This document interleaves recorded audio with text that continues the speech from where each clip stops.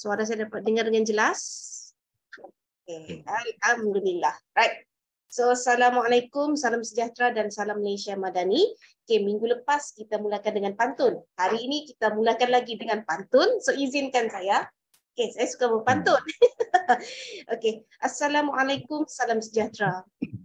Pembuka kata, lidah bicara. Izinkan saya mula acara. Semoga perkongsian CDL disambut ceria.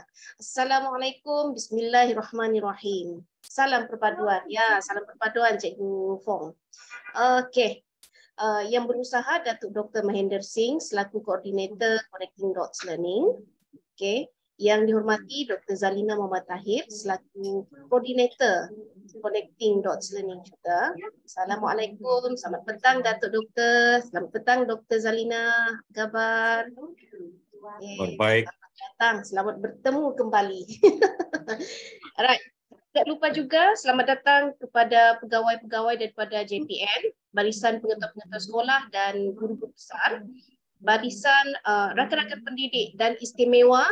Selamat datang, selamat bertemu kembali kepada rakan-rakan pendidik kita daripada negara Brunei Darussalam dan juga negara Indonesia.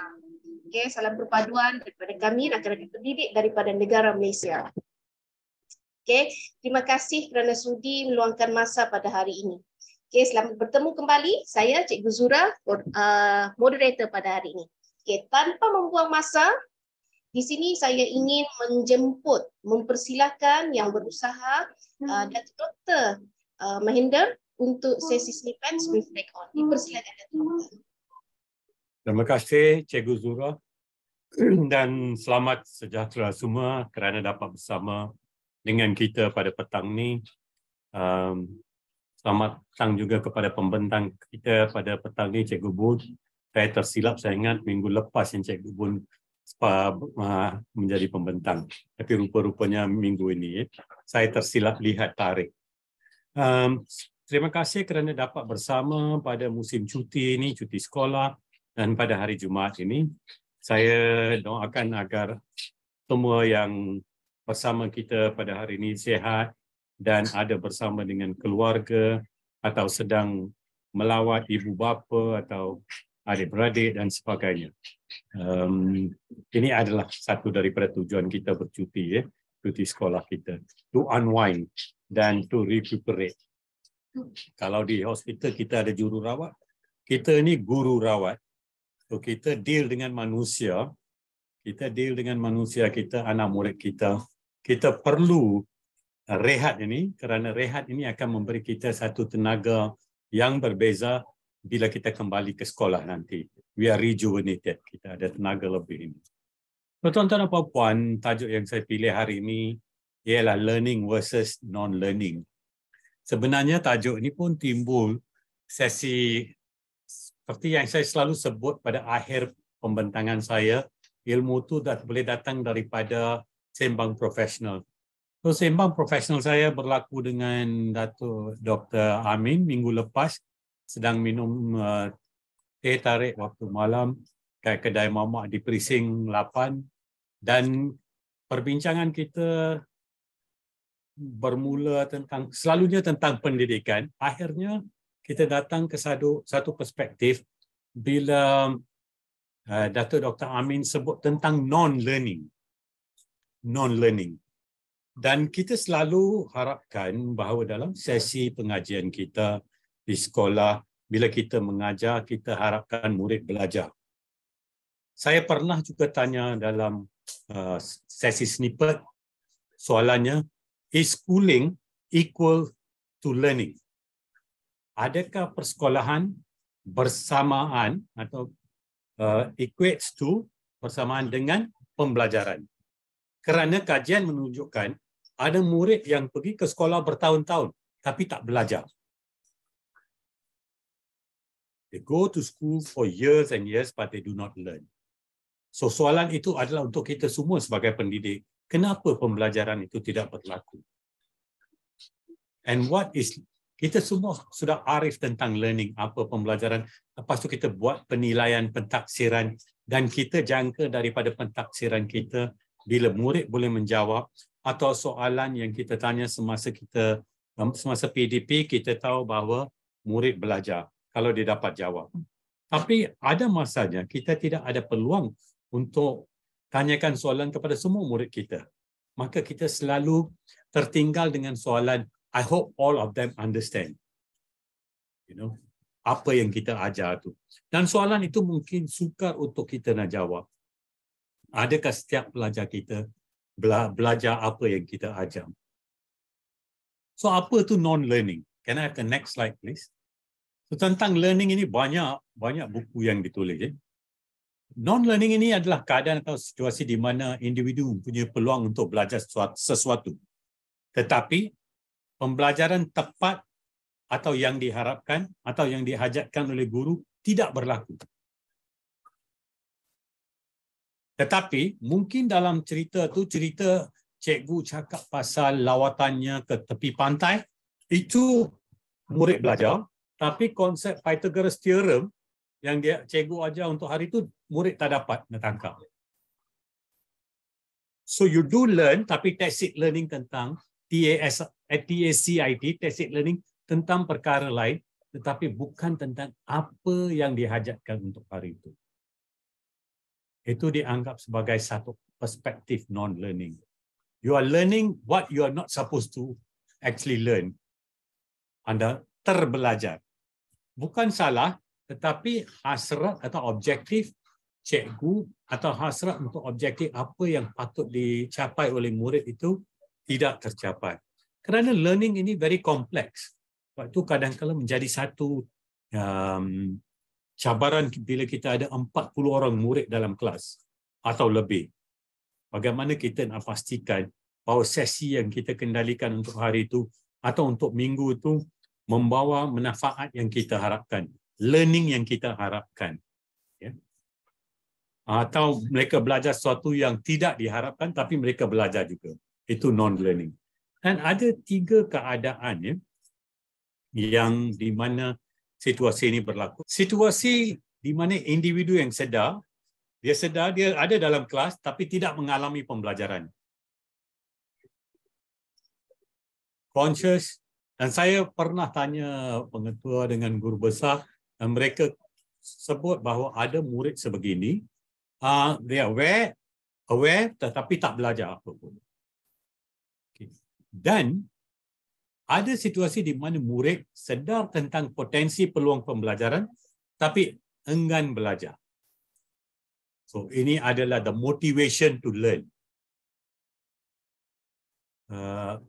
Ada banyak kajian tentang teacher readiness to teach, student readiness to learn. Bila kita masuk kelas saja, maka kita tertanya, cikgu bersedia untuk mengajar. Adakah cikgu bersedia optimum pada peringkat optimum untuk mengajar dan murid berada pada tahap optimum untuk mulakan pelajaran. So, the readiness to learn. Ini perlu berlaku. Tapi ada juga pelajar kadang-kala untuk pelbagai sebab murid umpamanya anak saya pun kadang-kala dia kata dia tak suka matematik. So, saya fikirkan mungkin bila cikgu matematik masuk, dia terus dah switch off for whatever reason. Right? Jadi kita terpaksa selalu beri nasihat that it is normal. Kadang-kala ada tajuk yang mungkin anda tidak akan dapat mengikuti dengan mudah. So you have to put extra effort. Tapi ini adalah perkara yang kita terpaksa ingatkan. Kalau tidak, dia ingin nak belajar. So itu situasi yang kedua. Situasi yang ketiga, di mana pelajar tidak mempelajari apa yang sepatutnya dipelajari. Seperti saya kata tadi, tajuknya ialah tentang Pythagoras theorem. Tapi murid ingat tentang cerita cikgu cerita sedikit mungkin pada permulaan atau di antara itu cerita tentang lawatan ke pantai dan sebagainya. Perkara itu menjadi learning in inverted commas. Tapi Pythagoras theorem yang nak disampaikan untuk hari itu tidak menjadi pengalaman pembelajaran. Kenapa saya gunakan pengalaman pembelajaran? Kerana pengalaman pembelajaran ini akan melalui 4 peringkat ini yang kalau anda lihat gambar raja di sebelah kanan. Experiencing, reflecting, thinking and acting.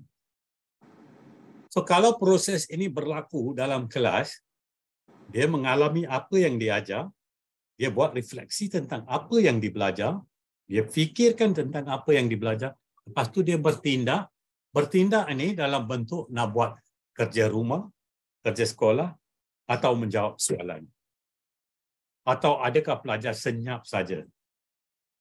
So kalau perkara ini, cycle ini, kitaran ini berlaku, ini akan merangsangkan pembelajaran itu dalam kalangan kanak-kanak. So sebagai seorang guru, kita harus sentiasa bertanyakan kepada diri kita, dan saya jangka semua yang hadir pada hari ini sentiasa ada soalan ini. Adakah murid saya telah dapat tangkap, kita gunakan istilah tangkap, capture what was taught. Apa yang nak disampaikan. Atau mereka ada conscious person di situ tapi does not learn. Ada di situ aja. 30 minit itu atau sejam itu mereka ada di situ tapi tak belajar. So bagaimana kita nak menentukan menjadi satu cabaran yang besar bagi kita semua. Ini adalah cabaran yang terbesar core business seorang guru. Apa yang kita ajar itu adakah dipelajari oleh mereka? Adakah pengalaman pembelajaran itu berlaku? That experiential learning. Mereka mengalami, mereka menghayati, buat refleksi, fikirkan tentang apa yang dipelajar. Mereka boleh olah dalam bentuk kerja rumah atau boleh memberi ulasan atau menjawab soalan dan sebagainya. So perkara ini akan sentiasa ada dalam minda kita, dan perkara ini yang sentiasa menjadi cabaran kita sebagai seorang guru. Kalau kita berjaya dalam perkara ini adalah satu kejayaan besar bagi seorang guru. Bila kita masuk kelas, kita rasa puas bahawa majoriti pelajar dapat tangkap apa yang kita ajar, dan yang tak dapat itu apa yang kita boleh lakukan untuk memastikan kita boleh bantu mereka untuk mempelajari apa yang kita nak sampaikan. Tuan-tuan dan puan-puan, saya tambah satu pada hari ini. No one can hand you experience, but they can hand you a book. Maksudnya, kadang-kadang kita tak ada pengalaman tentang sesuatu aspek daripada kerjaya kita, daripada hidup kita. Tapi kalau kita baca sebuah buku, makalah dan sebagainya, maka ilmu itu kita boleh menghayati. So, ilmu itu kita boleh menghayati sebab di situlah kepentingan kita menerokai ilmu setiap masa. Walaupun ilmu yang kita tidak boleh menerokai melalui pengalaman kerana kita tidak ada peluang untuk menerokai pengalaman tersebut. Tapi kalau tak ada pengalaman, the next best thing to do is untuk baca sebuah buku, makalah dan sebagainya untuk mendapat ilmu, atau adakan perbincangan profesional atau perbincangan santai dengan rakan-rakan. Jangan lupa, buku adalah beban latihan untuk minda. Books are the training weights of the mind. If a child can't learn the way we teach, maybe we should teach the way they learn. So ini balik kepada hari ini, tajuk kita hari ini, learning versus non-learning. Bagaimana kalau pelajar tak boleh ikuti cara kita mengajar, apa cara lain yang kita boleh gunakan. Itu saja daripada saya untuk petang Jumaat 10 hari bulan Mac. Sekian, terima kasih.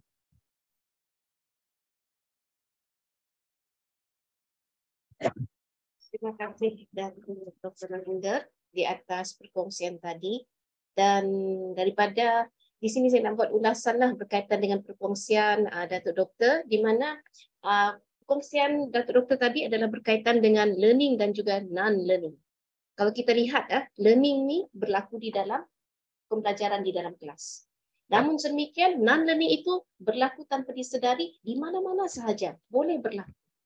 Jadi sebagai guru, kalau tak silap, saya maafkan saya doktor, sekiranya ada tersilap kata di situ. Okey. Guru ni seharusnya memahami dan mengetahui. Okey, mengetahui mengapa pembelajaran itu tidak boleh berlaku dengan sebaik mungkin. Jadi guru ni kena sentiasa bertanya diri sendiri, ibarat kita muhasabah diri ataupun refleksi diri kita. Refleksi diri kita sama ada pengajaran itu berjaya disampaikan dengan sebaik mungkin pelajar dapat memahami, objektif tercapai, ataupun adakah pelajar masih lagi berada di dalam satu tahap di mana masih belum lagi dapat menguasai ataupun kurang menguasai. Jadi guru seharusnya belajar, meneroka, membuat banyak pembacaan, bahan ilmiah tentang sesuatu benda yang kita nak tahu. Jadi kita kena pelajari dan banyak membaca buku. Selain itu, kita juga kena sentiasa membuat perkongsian bersama dengan rakan-rakan pendidik kita, supaya kita dapat mengetahui apakah solution ataupun apakah penyelesaian bagaimana untuk kita menangani cabaran tersebut. Jadi terima kasih Datuk. Betul Cikgu Zura, saya nak tambah sedikit. Ya, Inilah betul. menjadi cabaran kita, bagaimana kita nak cari ruang masa untuk buat refleksi ini.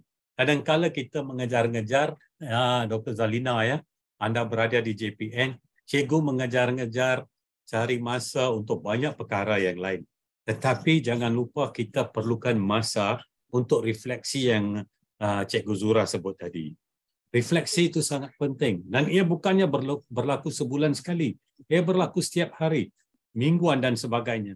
Kalau kita nak cakap tentang continuous improvement, kalau kita nak cakap pasal Kaizen, kalau kita nak cakap pasal Kodawari, perfection of whatever we are doing, especially for us, teaching, you know.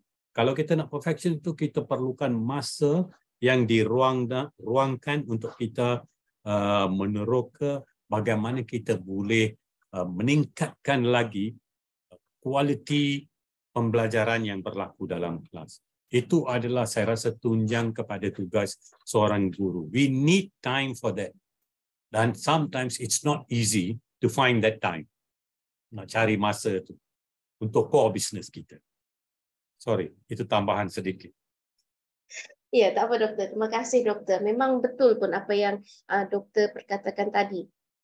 Sebab benarlah peribahasa Melayu ada mengatakan di mana peribahasa tu saya ingat lagi gayung tua, gayung pemutus. Di mana benarlah orang tua ya, kalau kita tengok datuk doktor ni memang mempunyai banyak pengetahuan, banyak pengalaman. Jadi kita seharusnya belajar sebab apa yang diperkatakan datuk doktor itu sebenarnya adalah satu panduan, satu nasihat kepada kita untuk kita sentiasa membuat refleksi diri kita, untuk memperbaiki diri kita, meningkatkan pengetahuan kita. Bukan sahaja melalui pembacaan, namun sedemikian melalui perkongsian macam begini. Sebab itu sangat penting sebagai seorang guru untuk membentuk jiwa dan juga roh pendidik itu. Itu yang saya sangat suka lah. Satu lagi tambahan, terpanggil untuk buat tambahan ni. Ini saya panggil caveat. C-A-V-E-A-T, caveat. Kadang-kala tidak berlaku atau ada keadaan non-learning itu adalah kerana mungkin sesuatu yang berunsur fisiologi, berunsur tingkah laku. Kenapa pelajar itu tidak dapat mengikuti? Maka kita, saya pun belajar lepas banyak tahun bila jadi cikgu dulu, belajar lepas banyak tahun bahawa sentiasa jauhi daripada membuat label, meletakkan label kepada pelajar. Oh, dia ini tak payah, dia takkan jawab soalan. Tapi sebenarnya dia mungkin ada masalah organik tentang pembelajaran. So kita jangan cepat buat keputusan kerana kita tak tahu pelajar kita tu apa latar yang dibelakangkannya. So kita harus faham there must be something, must not be right. Can we find out what is not right? Kenapa dia ada isu tentang pembelajaran? Okay, sorry, tambahan sedikit lagi. Itu caveat. Ya, betul doktor. Betul. Harus memahami. Betul. Kalau kita tengok pun memang betul. Roh pendidik memang salah satunya ada guru itu mesti memahami situasi pelajar itu. Baru dapat memenuhi tuntutan, memenuhi keperluan, kehendak kehendak pelajar. Apa yang pelajar nak? Sebagai seorang guru, guru mesti ada empati. Guru mesti memahami, mesti mengetahui apakah keperluan dan kehendak murid berkenaan. Dalam jiwa murid, kita adalah significant other. Kita adalah yang paling boleh mempengaruhi jiwa murid. Teachers are very, very important. Not just important, tapi very, very important in the lives of their students. Tadi caveat, ini tambahan. Biasa doktor. Kalau buat macam sesi begini kan, seronok sangat. Sebab Tak kita apa. Cikgu Bun sudah menunggu. Dia dah tak senyum dah. Tadi dia senyum, sekarang dia kurang senyum dah. betul. Masa dia sudah diambil. Ya, betul. Minta maaf, Alright, Cikgu okey, Pun. tak ada lagi. Ya, Ada terima banyak kasih masa lain. doktor. Ya. Ya, terima kasih Datuk di atas perkongsian tadi. Okey, baiklah. Tanpa membuang masa, kita ikut daripada tentatif asal kita. Di sini sebelum kita memulakan sesi perkongsian Cikgu Bun, di sini saya ingin menjemput adik Adriana Atira untuk menyampaikan mendeklamasikan sebuah sajak yang bertajuk Atur Selera. Kalau tak silap saya, di mana adik Adriana ini adalah salah seorang pelajar yang kalau kita lihat mempunyai pelbagai bakat, boleh berkomunikasi dalam bahasa Cina, bahasa Mandarin, boleh berkomunikasi dalam bahasa Melayu, boleh berkomunikasi dalam bahasa Inggeris dengan baik. Okey, adik Adriana, jadi saya persilakan adik Adriana untuk menyampaikan sajak beliau yang ditulis sendiri oleh Cikgu Bun. Okey, dipersilakan adik Adriana. Assalamualaikum dan selamat petang kepada Datuk Mahendra, Dr. Zalina, Cikgu Bun, Cikgu Zura dan semua guru-guru yang hadir pada hari ini. Saya Adriana Atira Minti Rosli, merupakan pelajar SMK Bako yang terletak di Sarawak.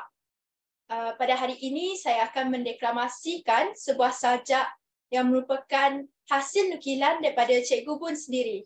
Jadi saya harap melalui penyampaian sajak saya, guru-guru akan melalui penyampaian sajak saya akan membakarkan semangat guru-guru untuk menjadi seorang penulis yang kreatif, inovatif dan berjaya pada masa yang akan datang. Jadi tanpa melengahkan masa, saya akan menyampaikan sajak.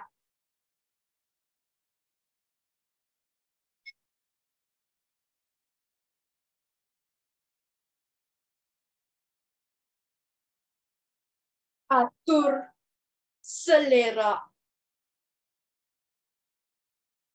Karya Bun Hadi Salihin.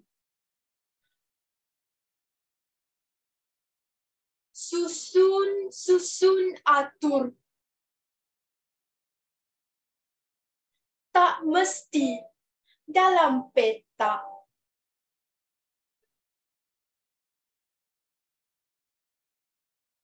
Atur catur. Tak mesti kena beratur.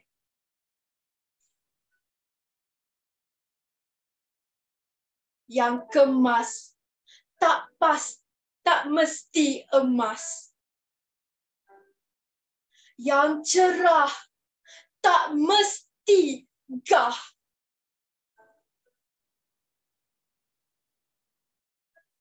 Kadang lemas dalam kemas. Rela bergerak dalam selera.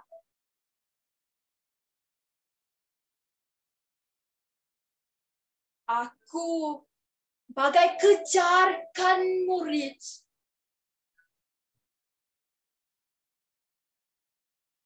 Diterik mentari.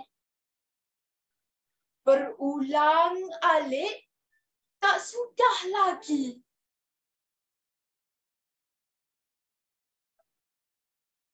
Tenang. Di depan pasti indah. Terbit sumur dari titis air mata. Berbekal hentak kaki. Dia yang suci.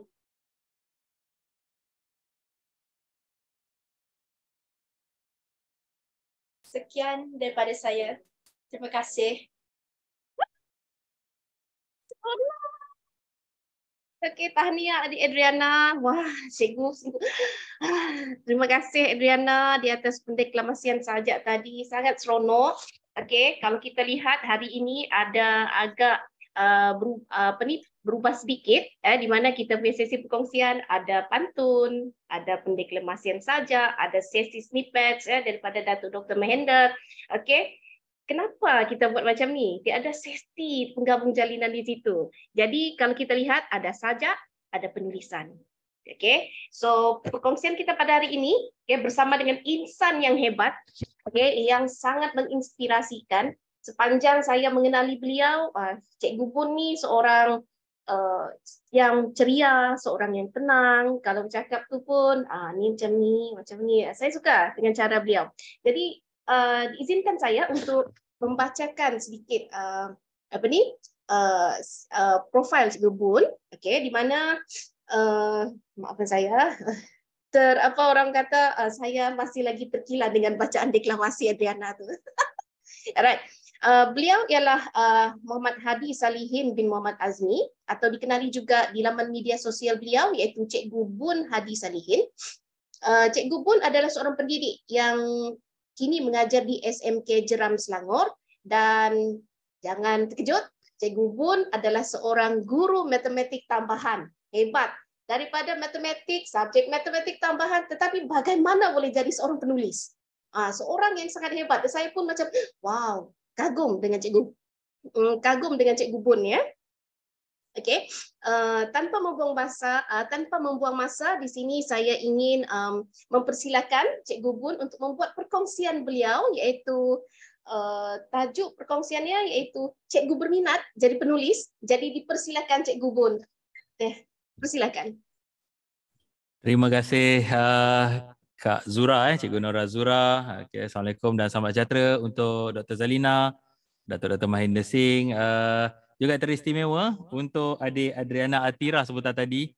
Kali pertama saya mendengarkan karya saya sendiri dideklamasikan dengan begitu semangat sekali.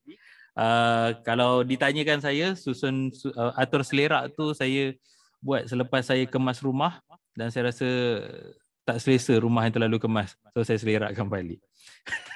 Okey, itu sedikit tentang kisahnya tu. Jadi untuk hari ini, Assalamualaikum dan selamat sejahtera sekali lagi kepada semua yang hadir.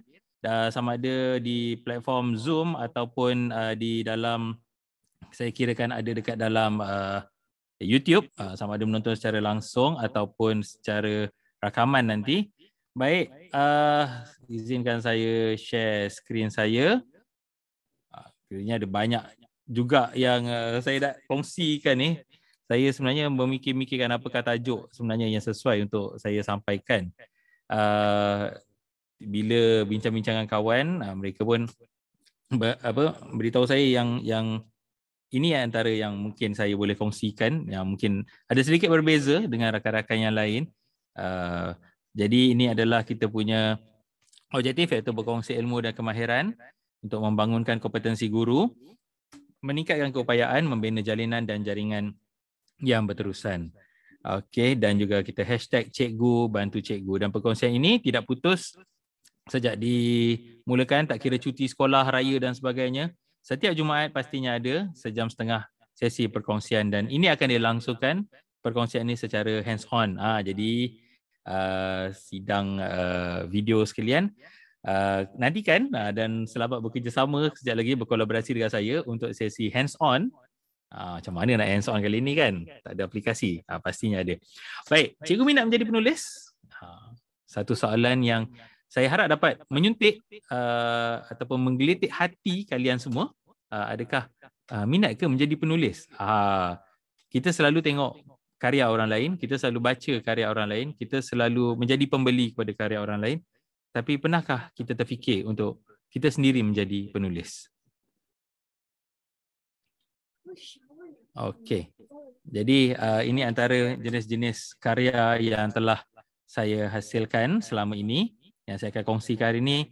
Yang pertama tentang karya terjemahan, yang seterusnya tentang karya puisi, dan saya juga ada menghasilkan karya kisah hidup. Ini adalah tiga jadikan sebagai satu panduan untuk kongsi dengan cikgu-cikgu semua. Saya kira saya sebut sidang audiens lah, sebab Saya rasa dalam ni bukan cikgu saja, juga ada yang bukan guru, dan juga kalau di Indonesia kita panggil apa ya? Ibu guru ya. Kalau cikgu lelaki kita panggil apa? Baik. Sebelum kita teruskan, jadi apa kata kalau kita ke soal selidik di Slido dulu. Okey, jadi boleh imbas kod QR, boleh imbas kod QR dan kita akan berinteraksi di Slido.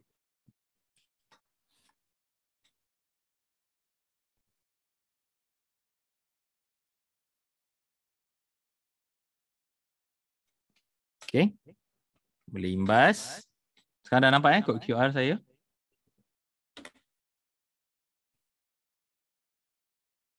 Okey, juga kepada boleh kongsikan. Saya ada kongsi di ruangan chat. Okey. Cikgu boleh terus berinteraksi je kalau ada apa-apa masalah. Okey, kita ada 35 orang yang telah menjawab atau berinteraksi di Slido. Okey. Pertama, saya pernah terfikir untuk menjadi penulis buku. Sebanyak 75%, kalau kira kat sini 30 orang berkata ya dan 10 orang kata tidak. Okey. Kita dah ada 46 orang.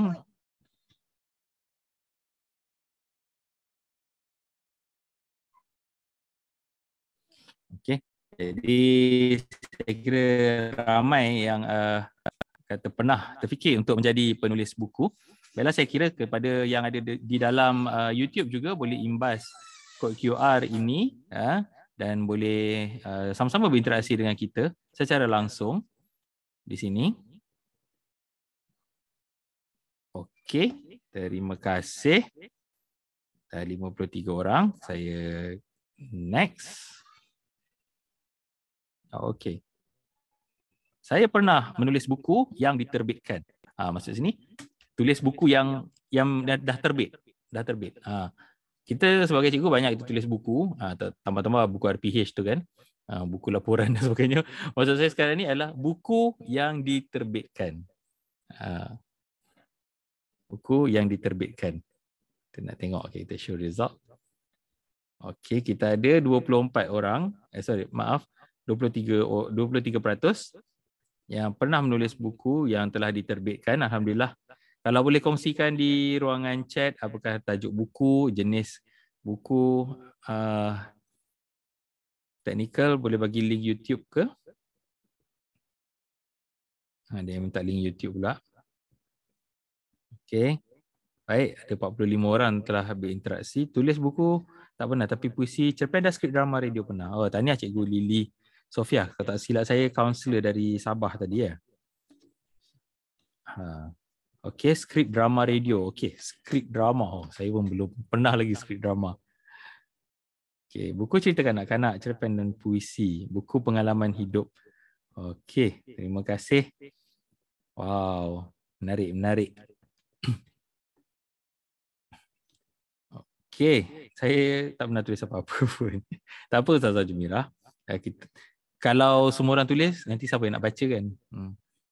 Kita nak juga orang yang baca. Okey, kita dah ada 49 orang. Terima kasih.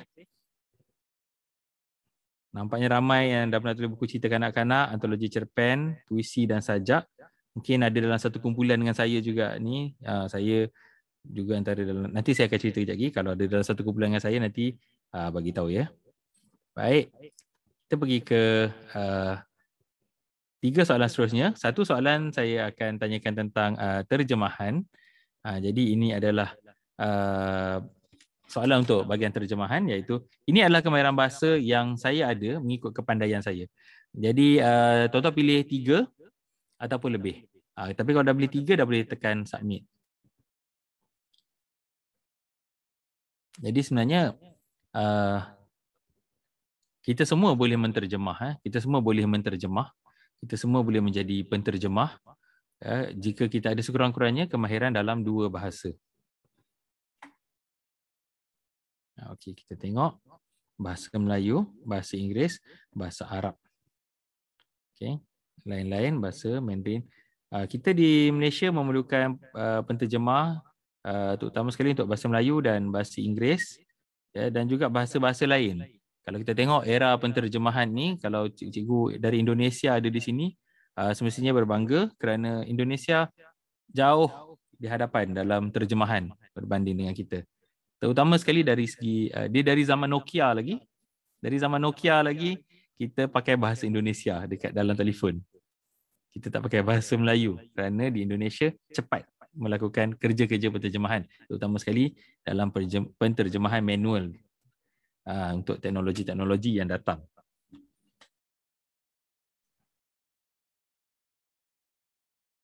Okey. Kepada yang baru sampai juga boleh terus imbas kod QR yang ada, yang boleh terus join, terus boleh sertai soalan-soalan yang ada. Okey, kita ada lebih kurang 40 orang yang telah meletakkan ranking, iaitu bahasa Melayu, bahasa Inggeris, bahasa Arab dan lain-lain nampaknya sama. Bahasa Cina seperti Mandarin Cantonese, bahasa lain seperti Korea dan Jepun, okay, dan juga bahasa Tamil. Jadi ini kemahiran bahasa yang kita ada. Jangan kita sia-siakan kerana kita mampu menterjemah sebenarnya. Okey, saya bagi masa dalam 30 saat lagi untuk yang tengah ranking. Slido ni satu kelebihan dia, kita dapat on the spot, tapi kekurangan dia bila kita tekan next, orang tak dapat jawab yang previous. Okay, minta maaf ya, saya tekan next. Okay.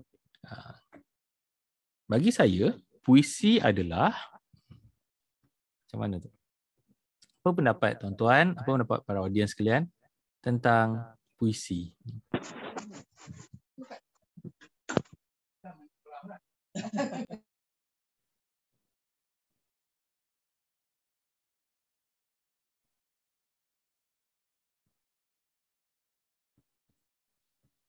Tahu pendapat tentang puisi?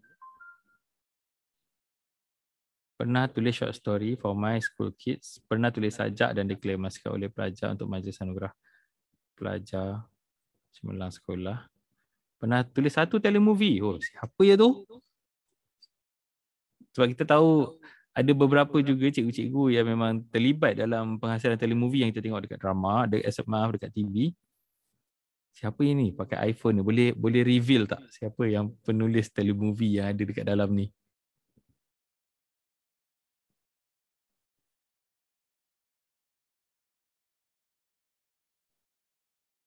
Satu luahan ketenangan, seni dan muzik, luahan perasaan yang indah, luahan rasa dan pandangan, suatu yang berkongsi perasaan, karya yang kreatif, luahan dalam ungkapan yang indah, persembahan perasaan, penyampaian berseni, cerita menarik, isi hati dan pemikiran,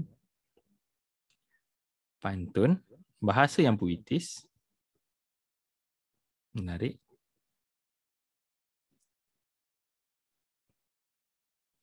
cerita yang lahir dari hati, penggunaan bahasa yang indah. Okay. Ada pelbagai pandangan, pelbagai pendapat tentang puisi, pelbagai ekspresi tentang puisi. Kerana itu kita tengok puisi juga ada banyak variasi. Ya. Ada yang katakan syair itu puisi, jadi maka lahirlah sajak, gurindam, syair. Itu baru yang dalam konteks Melayu dan Nusantara. Banyak lagi puisi, kita ada poem, kita ada yang rhyming dan sebagainya. Ada yang berformat, ada yang tidak berformat. Ya, tapi yang penting semuanya itu adalah menggunakan bahasa yang puitis, yang lahir dari hati untuk gambarkan emosi, beauty, pandangan bebas. Okay. Terima kasih atas genre dan laras bahasa puitis, karya unik, isi hati dan pemikiran. Okey.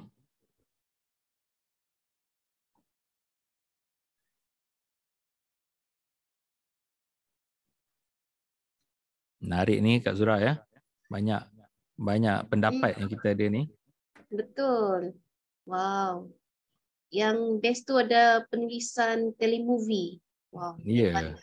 Oh, hebat. Okey, kita pergi kepada soalan terakhir untuk Slido hari ini. Ini yang terakhir part yang terakhir iaitu tentang kisah hidup. Okey, saya hide result dulu. Okey, saya suka berkongsi kisah hidup saya kepada orang lain sama ada secara sedar ataupun tidak. Baik, sambil itu saya nak baca.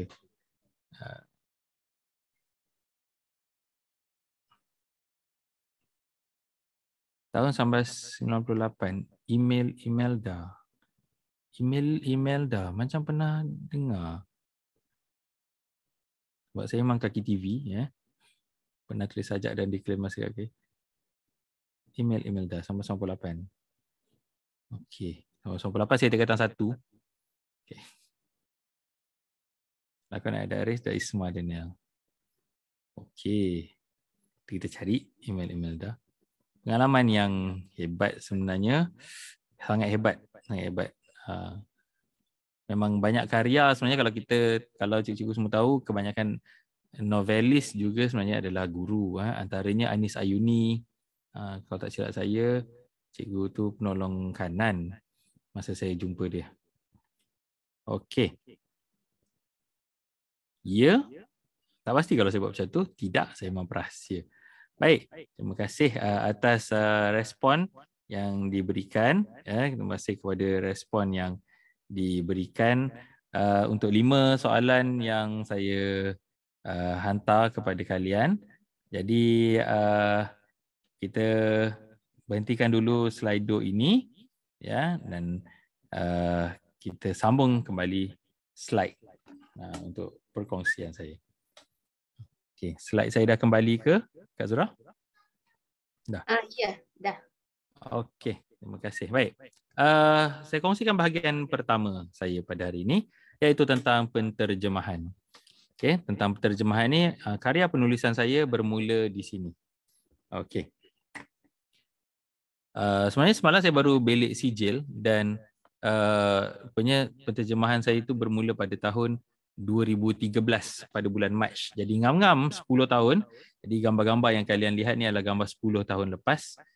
Okey, pada waktu ni untuk penterjemahan saya mengikuti program latihan dan penterjemahan untuk guru anjuran Institut Terjemahan dan Buku Malaysia (ITBM) dan juga Majlis Buku Kebangsaan Malaysia pada Februari hingga Mac pada tahun 2013. Majlis Buku Kebangsaan Malaysia juga sekarang dah, kalau tak salah saya, dah tak ada dah unit ni dekat dalam KPM, ya, dah di merge kot. Waktu tu ada antara yang kalau tak salah saya timbalan pengarah ke ataupun yang berjawatan besar itu adalah Encik Wahab dan juga Puan Siti Mazlin. Saya mengikuti program latihan dan penterjemahan untuk guru.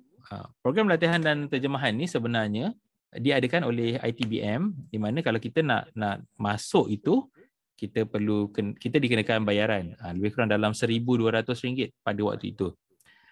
Tetapi pada ketika masa tu saya merasa saya nak cuba buat terjemahan.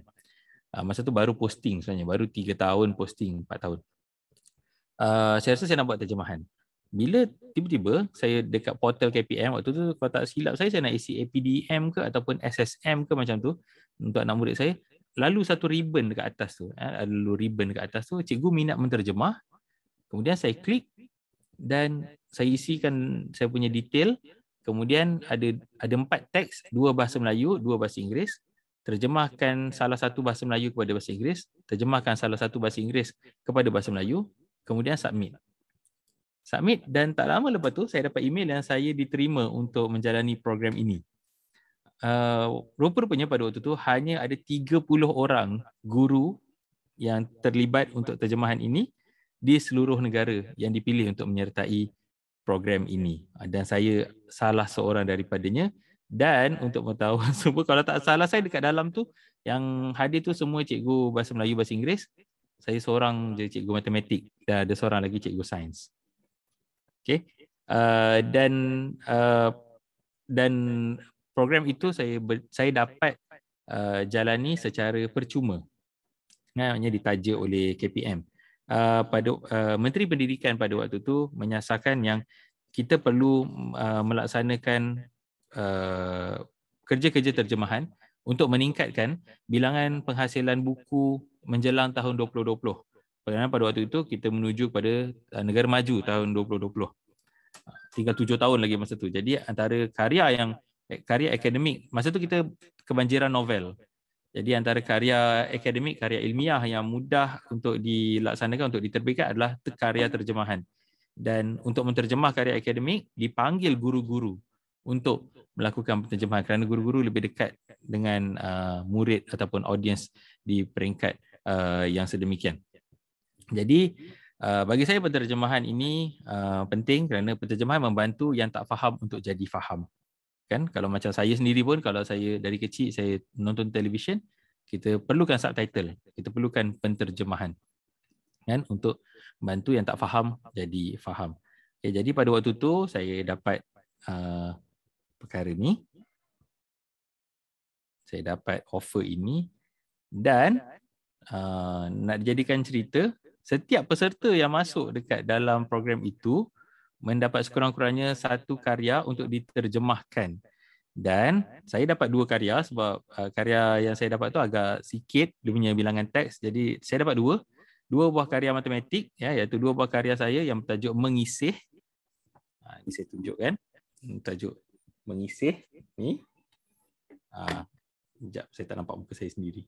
Okey, Mengisih. Kemudian ada graf garis catapalan dan catapai. Yang ni yang telah diterbitkan dan dilancarkan pada sambutan Hari Guru Peringkat Kebangsaan pada tahun 2013, yang mana pada ketika itu Menteri Pelajaran Malaysia ialah Tan Sri Muhyiddin Yassin. Bersama-sama dengan 50 buah buku lain di Hari Guru Peringkat Kebangsaan di nilai Negeri Sembilan pada ketika itu. Jadi saya sebagai seorang guru yang muda yang belum 5 tahun pun berkhidmat, saya rasa waktu tu satu kejayaan yang sangat mengujakan buat saya. Saya antara yang muda pada waktu itu.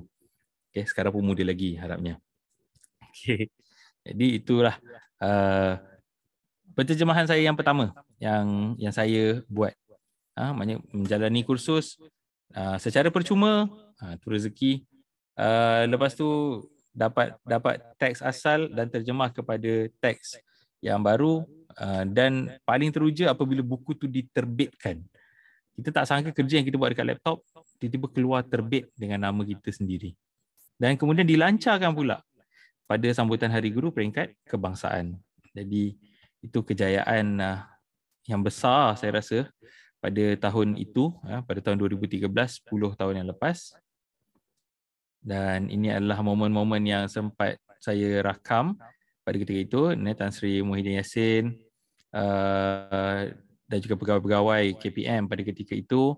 Ini di bawah ni rakan-rakan penterjemah yang sama-sama dengan saya dari seluruh negara, dari Sarawak, dari Kelantan, Kedah, Selangor dan sebagainya.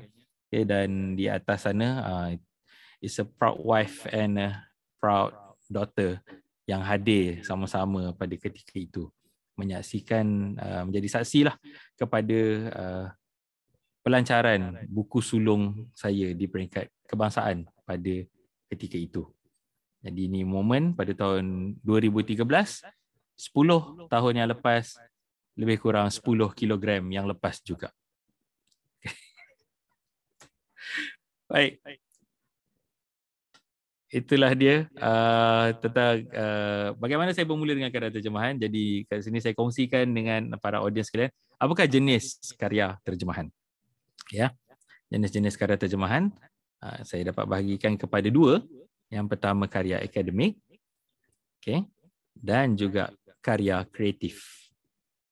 Okay. Di Malaysia kita ada 2 yang utama ni, iaitu karya akademik dan karya kreatif. Apa itu karya akademik? Apa itu karya akademik?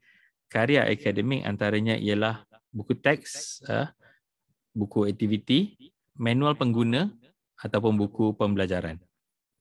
Ya, itu antara karya-karya akademik yang ada yang diterjemahkan.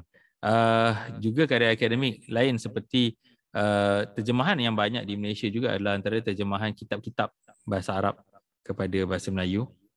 Okay, dan juga terjemahan yang memerlukan ilmu yang, kerana penterjemah itu sendiri adalah bukan setakat pemegang bahasa, tapi dia juga adalah pemegang ilmu itu sendiri untuk disampaikan dalam 2 bahasa yang berbeza. Dia terima daripada karya asal dan diterjemahkan kepada karya terjemahan.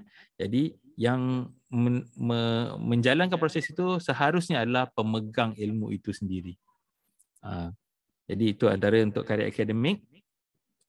Dan untuk karya kreatif, di Malaysia kita ada kebanyakannya adalah dari novel dan buku bantu diri. Yang saya pernah jumpa antara duanya ialah Harry Potter dan juga Chicken Soup for Soul. Ini antara yang kita jelas nampak di negara kita, bagaimana karya terjemahan itu ada dalam pasaran, seperti koleksi Harry Potter dan juga Chicken Soup for Soul. Mungkin ada juga karya-karya lain, tapi ini antara dua yang popular di kedai buku popular juga. Okay, jadi itulah dia tentang terjemahan. Jadi bagaimana cara untuk menjadi penterjemah bertauliah? Okay, saya rangkumkan kat sini beberapa perkara. Yang pertama, kalian boleh lawati. Untuk menjadi penterjemah ni ada banyak cabang. Saya tunjukkan satu cabang ni. Saya tunjuk satu cabang ni macam mana saya bergerak. Jadi tuan-tuan boleh lawati www.itbm.com.my/kursus untuk maklumat lanjut. Okay. Dekat situ ada beberapa perkara seperti yang saya dah ambil dalam screenshot ini. Jadi ada kursus yang dijalankan secara dalam talian, ada kursus yang dijalankan secara kelas bersemuka. Ini yang terkini yang saya ambil daripada laman web ITBM. Okay, dan boleh mendaftar dekat situ. Boleh mendaftar dekat situ. Ada banyak kursus terjemahan, sama ada nak menterjemah untuk tulis buku ataupun nak jadi interpreter, penterjemah bertutur, penterjemah dokumen. Antara yang perlu penterjemah dokumen ni adalah contohnya macam anak-anak yang balik belajar dari Saudi, dari Mesir dan sebagainya, sijil mereka perlu diterjemahkan ke dalam bahasa Melayu untuk permohonan kerja di sini, ataupun diterjemahkan dalam bahasa Inggeris untuk permohonan kerja di tempat lain dan sebagainya, untuk tauliah dan sebagainya. Jadi kepentingannya ada untuk terjemahan ini. Jadi cikgu-cikgu, rakan-rakan semua, para audiens, bolehlah lawati laman web ini dan pilihlah kursus yang bersesuaian, kursus yang rasa perlu, kursus yang mampu meningkatkan nilai diri, mampu meningkatkan nilai diri kita sebagai seorang insan. Okey. Nah, dan adalah harga kat situ dah naik sikit, tapi saya rasa tak naik banyak. Nak bandingkan dengan 10 tahun lepas, kalau ikutkan penterjemahan am ni 10 tahun lepas 1,200, 10 tahun baru naik 300, saya rasa masih okey. Dengan kualiti yang sama, dengan cabaran yang lebih tinggi, kos makanan dan sebagainya, saya rasa tak berapa banyak pun naik. Ini maknanya ITBM memang nak kongsi ilmu dengan seluruh rakyat Malaysia lah. Okay, jadi boleh ke laman web untuk dapatkan maklumat lanjut. Okay, selepas itu bila kita dah dapat sijil, jadi sebenarnya bila kontak saya ialah bila kita buat kursus ni, bila kita attend kursus, kita dah dapat satu sijil. Lepas dapat sijil tu, of course, dah tentu kita akan buat satu jaringan. Bila kita dapat jaringan, bila kita jumpa orang yang memang ada kerja-kerja menterjemah, masa itulah baru kita dapat kerja menterjemah. Mereka ada banyak karya untuk diterjemahkan. Dan mereka akan kontak kita dan kita buat dan kita bagi reputasi yang baik, dia akan repeat order. So, apa-apa pun dia berbalik kepada kita punya konsep kak, iaitu jaringan dan jalinan. So, macam mana kita menjaringkan, menjalinkan hubungan dengan orang lain, macam itulah yang akan kita dapat nanti. Okey, berapakah bayaran yang diboleh sebagai penterjemah? Saja saya biar soalan tu lama-lama terapung kat situ, biar semua orang tertanya-tanya. Okey, dengan menterjemah sebenarnya boleh menjana income. Baik, ada dua, iaitu yang pertama dibayar secara one-off, iaitu mengikut bilangan perkataan karya asal.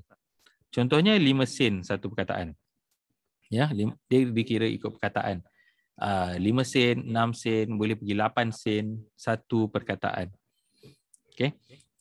Dan perkataan ni juga level bayaran ni juga mengikut laras perkataan tu. Contohnya macam kalau sastra mungkin lain, kalau sains mungkin lain, kalau laras kejuruteraan lain, laras perubatan lain, laras perundangan lain, semua itu ada bayaran dia yang tertentu. Selain daripada level penterjemah itu sendiri, tahap penterjemah yang menghasilkan terjemahan itu sendiri. Tapi antaranya adalah dibayar secara one off, mengikut bilangan perkataan. Tapi cikgu semua, yang ini masa ni bilangan perkataan dia tak banyak. Tapi sebagai pemula memang saya puas hati. Yang ni saya dapat dulu jumlah RM40. Satu buku ni saya dapat RM40 untuk terjemahan one off. Tapi saya rasa yang lebih mahal dekat dalam tu ialah nama yang ada dekat dalam tu sendiri. Masa ni saya belum pakai nama Bun Hadi Salihin lagi, baru pakai nama betul lagi tengah skema. Saya pakai Hadi Salihin Azmi masa tu. Okay, selain daripada bayaran secara one off, sama juga dengan mana-mana penerbitan buku, ada juga yang dibayar secara royalty mengikut jualan buku yang telah dibuat. Ada antara dua ni. Okay. So itulah bayaran yang diperoleh sebagai penterjemah. Jadi ini adalah karya-karya terjemahan yang telah saya lakukan. Dua tadi saya dah tunjuk dengan ITBM. Sebenarnya semua pun saya buat dengan ITBM. Kemudian ini Alfred Nobel. Okay, karya Alfred Nobel. Dia bila kita buat terjemahan, saya nak tunjuk satu benda. Lepas kita buat terjemahan, kita akan dapat, yang ni Stephen Hawking. Lepas kita buat terjemahan, kita akan dapat satu buku yang ada cop kat situ, naskah ikhlas. Maknanya pihak penerbit akan hantar dekat kita by post naskah ikhlas untuk kita. Maknanya dia nak bagi tahu kita buku dah siap. Buku dah siap. Selain daripada kita akan tengok buku ni kat pasaran.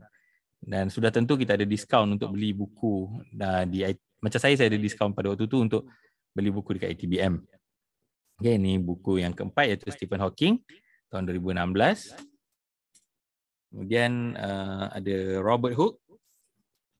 Bila mereka tahu saya adalah cikgu maths, cikgu sains, jadi saya dapatlah karya-karya yang saya terjemah tu adalah tentang tokoh-tokoh matematik dan sains dan fizik. Saya memang major saya matematik, minor saya fizik. Jadi sebab tu saya dapat Stephen Hawking, Alfred Nobel, Robert Hooke. Ini. So ini karya yang kelima, dan akhir sekali karya yang keenam. Ini satu-satunya yang saya anggap sangat istimewa kerana inilah satu-satunya karya terjemahan saya yang saya terjemahkan daripada bahasa Melayu kepada bahasa Inggeris. Yang lain tu semua saya terjemah daripada bahasa Inggeris kepada bahasa Melayu. Tapi yang ini daripada bahasa Melayu kepada bahasa Inggeris untuk buku DLP. Pada waktu tu DLP sampai untuk tahun 3. Jadi waktu tu ITBM yang dapat kontrak dan ITBM panggil saya untuk buat terjemahan ni, dan adalah nama kat dalam tu. Mana namanya? Okay, translator Muhammad Hadi Salihin bin Muhammad Azmi. Jadi inilah dia 6 buah karya terjemahan yang telah saya buat sepanjang tempoh selepas saya mendapat sijil terjemahan tahun 2013 sehingga tahun 2019. Okey, Kak Zura, ada apa-apa soalan ke? Ada soalan tadi, Cikgu Bun. Soalan tadi,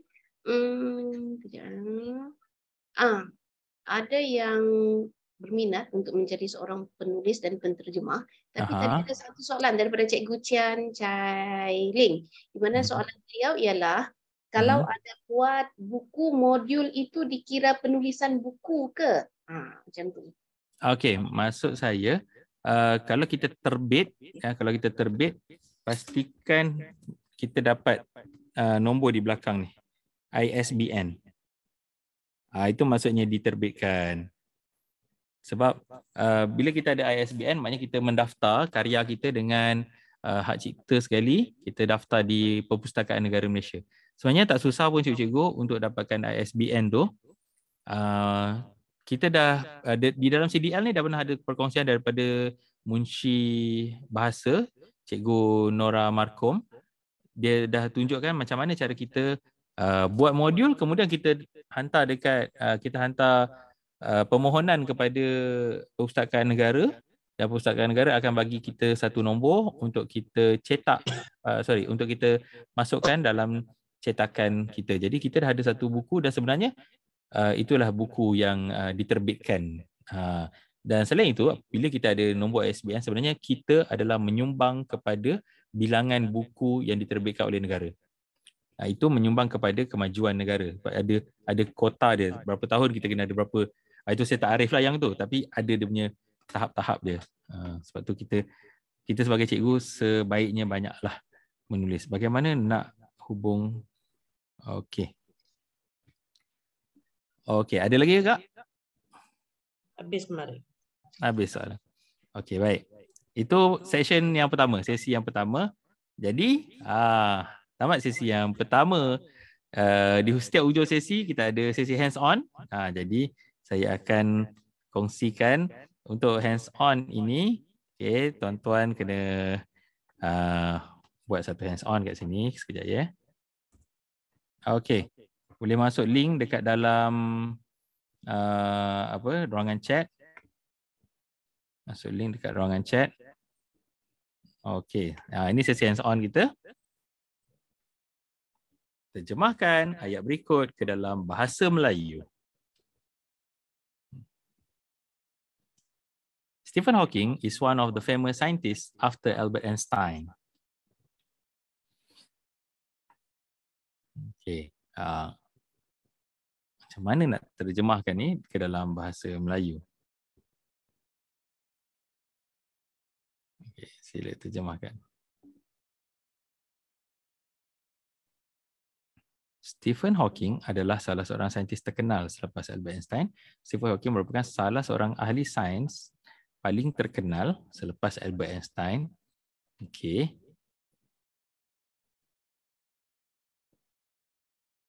Stephen Hawking adalah seorang saintis terkenal selepas Albert Einstein. Stephen Hawking merupakan salah seorang saintis terkenal selepas Albert Einstein. Stephen Hawking adalah okey. Baik. Bila kita melakukan terjemahan, yang pertama sekali sudah tentu tentang tanda baca, penggunaan huruf besar dan huruf kecil. Lepas tu ahli sains. Adakah A besar, S besar ataupun A kecil, S besar? Ataupun kita lebih mudah kita pakai perkataan saintis sahaja. Dan itu semua bergantung kepada kemahiran bahasa kita dan juga sebenarnya kita mesti terjemahkan sama macam teks asal. Dia punya style. Contohnya macam ITBM agak direct translation. Agak direct maknanya house style-nya ayat tu mesti laras sama dengan bahasa Inggeris dia, bahasa asal. Kemudian akan diterjemahkan. Jadi sebenarnya kalau cikgu menterjemah dengan penerbit lain dia punya dipanggil house style, house style. Lain dia punya penerbitan, lain dia punya signature dekat situ. Okey. Baik. Dah ada, saya rasa ada 28 jawapan yang nampaknya hampir sama semua. Terima kasih. Jadi maknanya hebat-hebat. Maknanya semua orang boleh menterjemah ni. Ini saya menarik. Selain daripada Albert Einstein, Stephen Hawking adalah salah seorang artis yang terkenal. Salah seorang saintis yang terkenal. Okey, sedap. Kalau macam ni boleh diterima. Cuma dia tidaklah direct translation. Tapi kalau tempat itu ataupun penerbit itu memang suka cari itu, so go on, tak ada masalah. Ada setengah penerbit dia nak kekal dengan style lama sebab dia anggap selepas terjemah ke dalam bahasa Melayu mungkin diterjemah ke dalam bahasa lain pula. Kan? Saintis terkenal selepas Albert Einstein adalah Stephen Hawking. Oh, lagi sedap. Lebih nampak scripted kat situ untuk kalau kita nak buat teks, maksudnya teks video kan, teks montage dan sebagainya. Okey. Mana saya nak naik ke atas ni? Baik. Cuma nak tekan next. Okey. Saya pergi ke slide yang seterusnya. Okey. Terjemahkan ayat berikut ke dalam bahasa Inggeris. Jadual menunjukkan masa yang diambil oleh Ming untuk membantu ibunya di rumah. Ini saya ambil daripada buku teks matematik tadi. Macam mana kita nak terjemahkan ayat ini ke dalam bahasa Inggeris?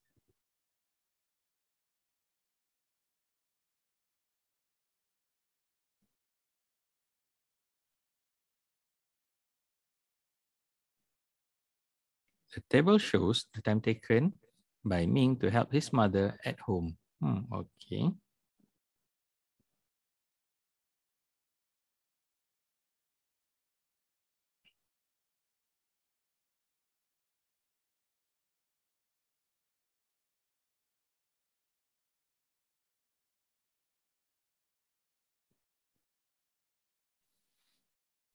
Okay. Jadual.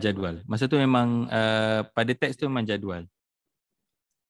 Memang jadual. Isnin, Ming buat apa, Selasa, apa dia ambil macam menyapu berapa lama, mengelap meja berapa lama. Memang jadual. Memang diberikan jadual.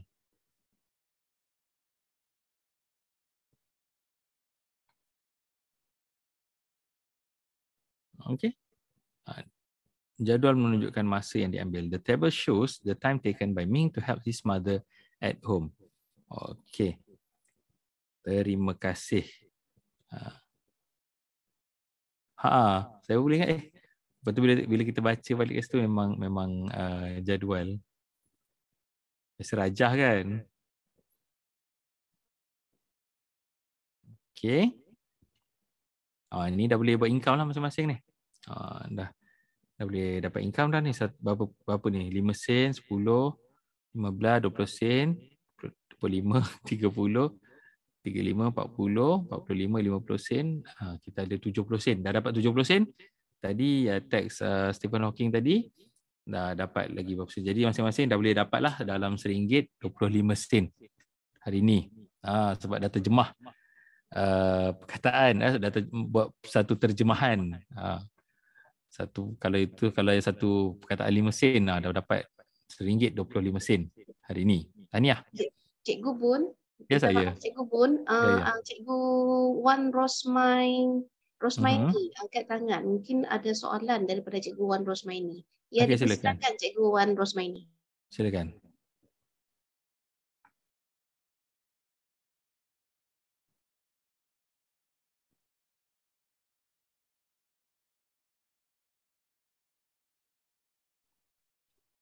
Cikgu Wan Rosmaini.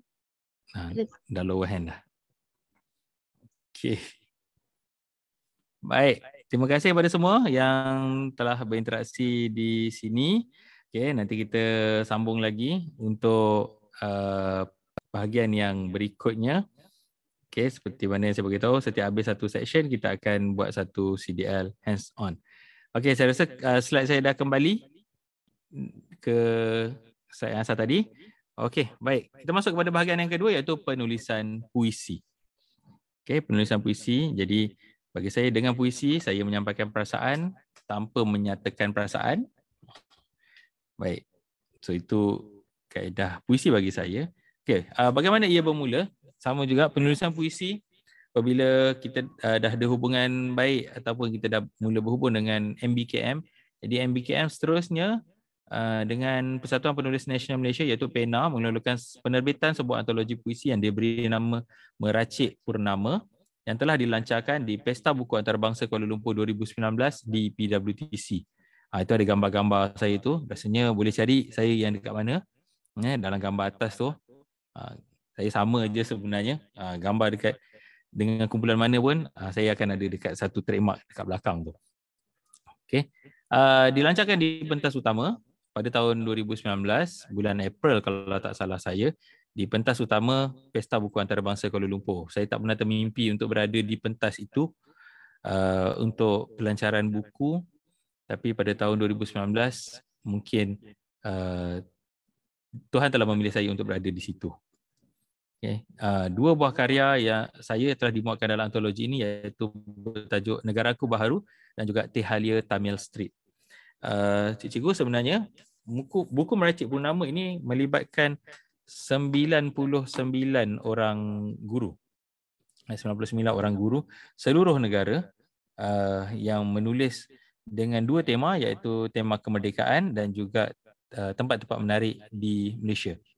Jadi buku ni saya minta maaf saya dah tak ada stok tapi memang ini satu buku yang menarik, mungkin boleh cari dengan pena. Okey, dalam ni ada lebih daripada 100 sajak yang ditulis oleh 99 oleh 99 genuine teachers, saya kirakan, di seluruh negara. Okay. Itulah di mana saya bermula menulis puisi. Saya hantar 5, 3 kena reject, 2 yang dapat masuk. Kemudian selepas meracik purnama, saya terus berkolaborasi dengan terus dapat jalan yang mana bersama-sama dengan Persatuan Penulis Johor pula, yang mana Persatuan Penulis Johor ni dipelopori oleh seorang guru pencen juga, namanya Cikgu Muhammad Rosli Bakir. Jadi Cikgu Muhammad Rosli Bakir ni antara pelopor Komsas satu ketika dulu sebenarnya, dan saya juga terlibat dalam penerbitan puisi ini, dan puisi ini telah dilancarkan ke Jepun dan Indonesia. Pada mulanya adalah puisi ini ya. Ni, Segara Sakti Rantau Bertuah. Buku ni tebal buku ni tebal. Macam kamus dewan tu. Dalam ni ada pemuisi-pemuisi dari sekurang-kurangnya 4 buah negara, daripada Malaysia, Indonesia, Singapura, Brunei. Dan dekat dalam ni kami berkolaborasi menulis puisi-puisi tentang perpaduan serantau. Perpaduan ASEAN sebenarnya, perpaduan serantau dalam bahasa Melayu dan juga bahasa Indonesia yang kita semua boleh faham. Satu Nusantara boleh faham buku ni. Jadi memang cantik isi yang ada dekat dalam buku ni. Karya saya yang ada dekat dalam ni adalah Allah Bagi Kita 4 dekat dalam ni. Jadi puisi ni telah dilancarkan di Indonesia. Saya berada di sana di Tanjung Pinang, Pulau Bintan pada tahun 2019. Saya bersyukur sangat kerana semua yang berlaku ni adalah sebelum 2020. Kan? Jadi kita masih boleh keluar negara. Itulah satu-satunya job dalam pasport saya pun. Saya pergi ke Tanjung Pinang untuk pelancaran buku ini. Kemudian sebulan selepas itu, lancarkan pula satu buku lagi, iaitu antologi puisi Bunga Perpaduan, di mana buku ini telah dilancarkan di Osaka, Jepun, yang mana buku ini juga dengan Persatuan Penulis Johor, yang mana setiap puisi di dalam ini diterjemahkan ke dalam bahasa Jepun. Okay. Setiap puisi dekat dalam ini diterjemahkan, sebelah bahasa Melayu, sebelah lagi bahasa Jepun. Diterjemahkan oleh anak Malaysia di sana ke bahasa Jepun. Jadi satu yang unik tentang buku ini, bahasa Melayu diterjemah ke dalam bahasa Jepun. Ada 2 benda lah dekat dalam ni, iaitu ada puisi dan juga ada terjemahan, dan dibuat oleh anak muda kita di sana, yang belajar di sana. Jadi buku ni masih ada lagi dekat saya, ada beberapa buah. Kalau yang berminat boleh bagi tahu. Okay. Tapi apa yang lebih menyeronokkan saya dekat dalam ni, buku ni dia menceritakan tentang sajak-sajak untuk, macam saya tulis kat dalam ni, tajuk dia anak muda. Untuk anak muda. Okay, izinkan saya baca sikit. Anak muda, cita rasa kita, nyala rasa kita tentu ada beza. Anak muda, masa menjarakkan, ruang membataskan, cerita dulu kau gambarkan. Anak muda, warna kita tetap sama, kuning, biru, putih, merah. Terus berjalur landasan karamah, terus gemilang bintang dan bulan, terus erat semangat perpaduan. Anak muda satu, Bun Hadi Salihin. So ini adalah puisi saya yang ada dekat dalam buku Bunga Perpaduan yang telah diterjemahkan ke dalam bahasa Jepun. Yang bahasa Jepun dia saya tak pandai baca, walaupun saya ambil juga bahasa Jepun dulu masa sekolah menengah. Bagi saya puisi itu membebaskan. Baik, ini adalah gambar-gambar sebelum bertolak ke Pulau Bintan. Boleh cari saya. Ini saya memang kejap kurus, kejap gemuk. Ada gambar saya kat situ. Sebelah saya itu adalah Ahmad Tamimi Serega, Datuk Ahmad Tamimi Serega, yang turut sama-sama ikut pena ke sanalah. Datuk Ahmad Tamimi Serega masa ni baru nak comeback ke dalam dunia seni semula. Jadi ada Cikgu Rosli Baki kat situ. Ada juga pengerusi PENA, Dr. Saleh Rahmat. Dalam gambar tu Dr. Hatim, Cikgu Hatim dan sebagainya. Saya pun tak sangka saya berada dalam kumpulan penulis-penulis ini. Ini semasa di Indonesia, semasa peluncuran. Dia tak bagi pelancaran. Orang Indonesia bagi peluncuran buku pada malam itu. Dan semua muka gembira. Siapa tak gembira? Buku dekat luar negara. Kan? Jadi inilah dia. Dan dengan puisi, dengan menulis puisi, saya dapat peluang ini yang saya sendiri tak dapat fikirkan. Waktu tu saya berada di Perpustakaan Raja Tun Uda, Shah Alam, dan saya ada program kat situ dan saya memang bawa buku saya ke mana-mana, dan tiba-tiba Tun Mahathir hadir selepas bersenam basikal. Waktu tu Tun Mahathir adalah Perdana Menteri. Tun Mahathir senam dan dia datang dekat perpustakaan. Kita tahu Tun Mahathir adalah orang yang suka membaca.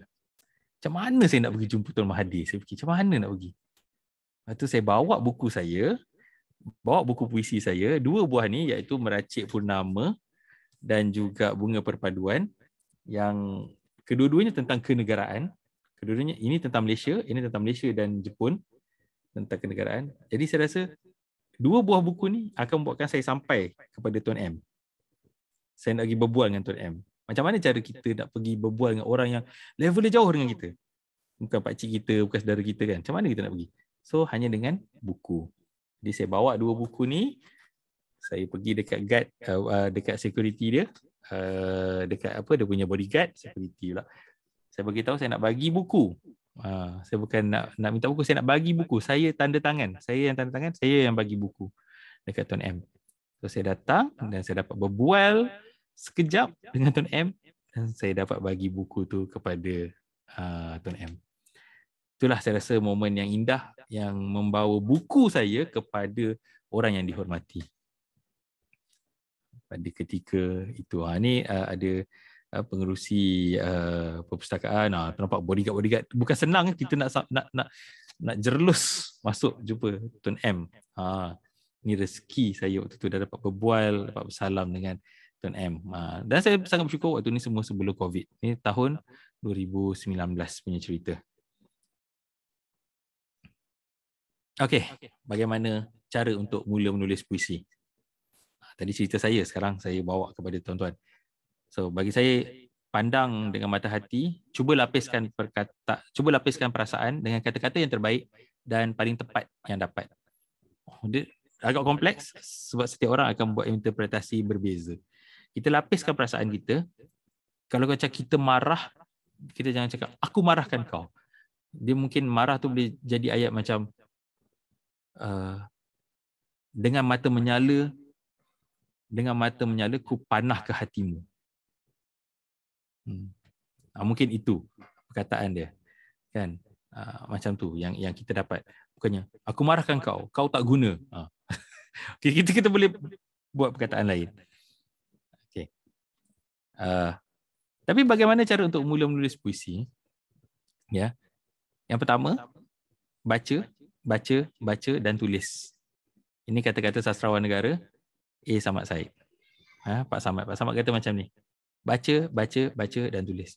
Sebenarnya kalau dalam Iqra' bismi rabbikal ladzi khalaq pun, kita mula dengan baca dulu, kemudian baru bercerita tentang pen dalam surah Al-Alaq. Jadi kita kena baca dulu. Kemudian juga saya memetik kata-kata satu penyair yang saya hormati, yang saya sanjungi, yang saya pernah jumpa pun, iaitu M. Aan Mansur, penulis puisi-puisi dalam cerita Ada Apa Dengan Cinta 2. Saya memang peminat cerita AADC dari Indonesia. Kata daripada kita mengkatakan puisi, lebih baik kita mengkitakan puisi. Maknanya daripada kita mengkatakan, lebih baik kita mengkitakan, membuatkan puisi kita tu dapat didengari, dapat dihayati oleh semua orang. So banyak kita tengok mengkatakan puisi. Contohnya macam ubahlah sikapmu, kan? Ubahlah sikapmu, janganlah malas lagi. Kalau macam cikgu tulis puisi dekat anak murid kan, ubahlah sikapmu, janganlah malas lagi. Kau tahu tak apa yang masa depan akan ada di depanmu itu. Macam tu puisi cikgu selalu tulis. Tapi apa kata kalau macam mengkitakan puisi itu macam, tak tahu lah, mungkin saya tak ada idea sekarang. Mungkin dia lapiskan lagi ayat itu supaya dia jadi satu yang cabaran, macam contohnya cabaran ada duri. Kalau kita sebut duri pun budak sekarang tak faham duri macam mana. Dia tak jumpa duri. Kan? Kalau kita kata tembok, mungkin dia dapat tahu. Dinding di hadapanmu itu cukupkah tukul untuk kau ketuk? Bawakah kau tombol untuk buka pintu yang ada? Mungkin itu ayat dia. Berbanding kalau macam kita rasa macam di depanmu itu di depanmu itu cabaran, di depanmu itu duri. Budak tak dengar. Tapi kalau kita cerita tentang benda-benda maujud dan menggunakan kata kerja yang betul, insya-Allah dia akan okey. Mencari perkataan tu sebenarnya it comes from read jugalah. Saya sangat setuju dengan Datuk Dr. Mahendra Singh, books are the training way of mind. Jadi bila kita banyak baca, keluar perkataan tu, insya-Allah ada yang baik. Okey. Saya ceritakan sikit tentang penghasilan antologi. Okey. Ingat ya, buat buku puisi dia bukan dapat banyak duit, dia banyak keluar duit. Banyak keluar duit. Dia bukannya banyak dapat duit, tapi dia sebenarnya banyak keluar duit. Macam tadi terjemahan dia banyak dapat duit. Okey, ini antologi banyak keluar duit. Okey. Mula dia akan ada individu atau kumpulan yang menyelenggara projek penulisan. Mereka akan mencari peserta antologi. Okey, contoh macam tadi kita ada Persatuan Penulis Johor dan juga Pena dan sebagainya. Kemudian peserta itu dikumpulkan, diberi pengetahuan untuk mula menulis. Kalau ramai dalam itu adalah penulis pemula, so akan diberi latihan dan pengetahuan dan menulis berdasarkan tema. Dan kemudian dia ada bayaran. Okay, contohnya bayaran ni dikumpulkan daripada peserta berdasarkan bilangan karya dan buku yang akan ditemui. Contohnya macam kalau kita nak tulis dekat dalam tu, kita nak 2 sajak kita nak masuk. Ataupun 2 sajak kita terpilih. Ataupun seorang memang kena buat 2 sajak. Jadi buat 2 sajak, bayar 200 RM, ada 50 orang, jadi kita ada 100 sajak, jadi cukup buat 100 page dan juga lebih.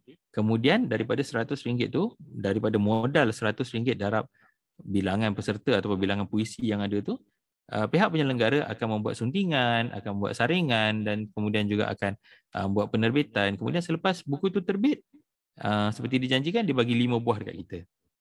Jadi sebenarnya kita dapat beli buku kita sendiri dengan harga RM20. Nanti jual balik dalam RM30. Adalah keuntungan kat situ, tapi biasanya macam saya tak jual balik banyak kot. Macam dia lebih happy, penulis kadang-kadang dia lebih happy memberi kan, lebih happy memberi.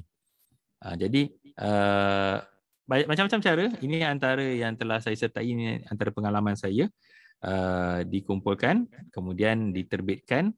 Kemudian kita dapat bilangan buku yang tersebut. Okey, maknanya kita cuma tulis sebenarnya 2 muka surat je ataupun 1 muka surat saja, tapi kita berkongsi, berkolaborasi dengan ramai orang, dengan ramai cikgu yang lain, jadi kita dapat sebuah buku. Okey. Okey, baik. Kemudian kita ada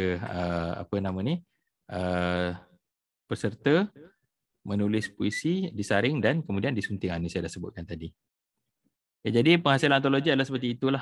Jadi kalau macam kumpulan CDL nak buat, ni kita kena ada orang yang handle, kemudian ada orang yang saring, ada orang yang kumpulkan duit, cari tempat cetakan dan sebagainya. Dan akhirnya kumpulan CDL kita ni akan ada sebuah buku. Yang mana sebenarnya kita masing-masing menulis dalam 3 page ataupun 4 page saja. Tapi kita dapat 1 buku. Dan cikgu-cikgu semua, untuk cikgu-cikgu, setiap buku yang kita tulis boleh dapat mata di SPL KPM. 20 mata 20 mata. Tapi 1 buku tu valid dalam tempoh 2 tahun. Maknanya setiap 2 tahun tu kena buat buku baru. Sebab tu saya sentiasa cuba hasilkan 2 buah buku baru setiap 2 tahun untuk dapat kekal mata tu dalam SPL KPM.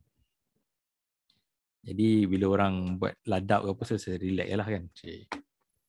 Sebab dah ada buku. Alright, adakah cara lain untuk menghasilkan karya puisi selain daripada antologi?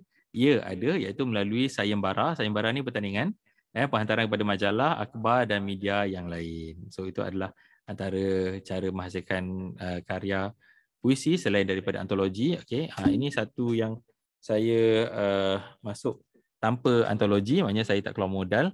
Saya masuk tanpa antologi, maknanya saya hantar puisi saya ke Caterpillar dan puisi saya antara yang dipilih untuk masuk dekat dalam ini. Nama tajuk buku ni Jari-Jari Aneh. Ya, Jari-Jari Aneh. Inilah puisi yang telah dibacakan oleh adik Adriana tadi, iaitu Atur Selerak ada dekat dalam ni. Atur Selerak dekat dalam ni. Dan Atur Selerak juga telah diulas oleh apa nama ni? Dr. Fad Razi. Ya, ni Atur Selerak tadi. Susun-susun letak tak mesti dalam petak, atur-atur catur tak mesti kena beratur. Ni. Ada dekat dalam ni yang dibacakan tadi. Okay, jadi selain pada antologi, kita juga boleh menang pertandingan-pertandingan. Jadi ini adalah karya-karya yang telah saya terlibat.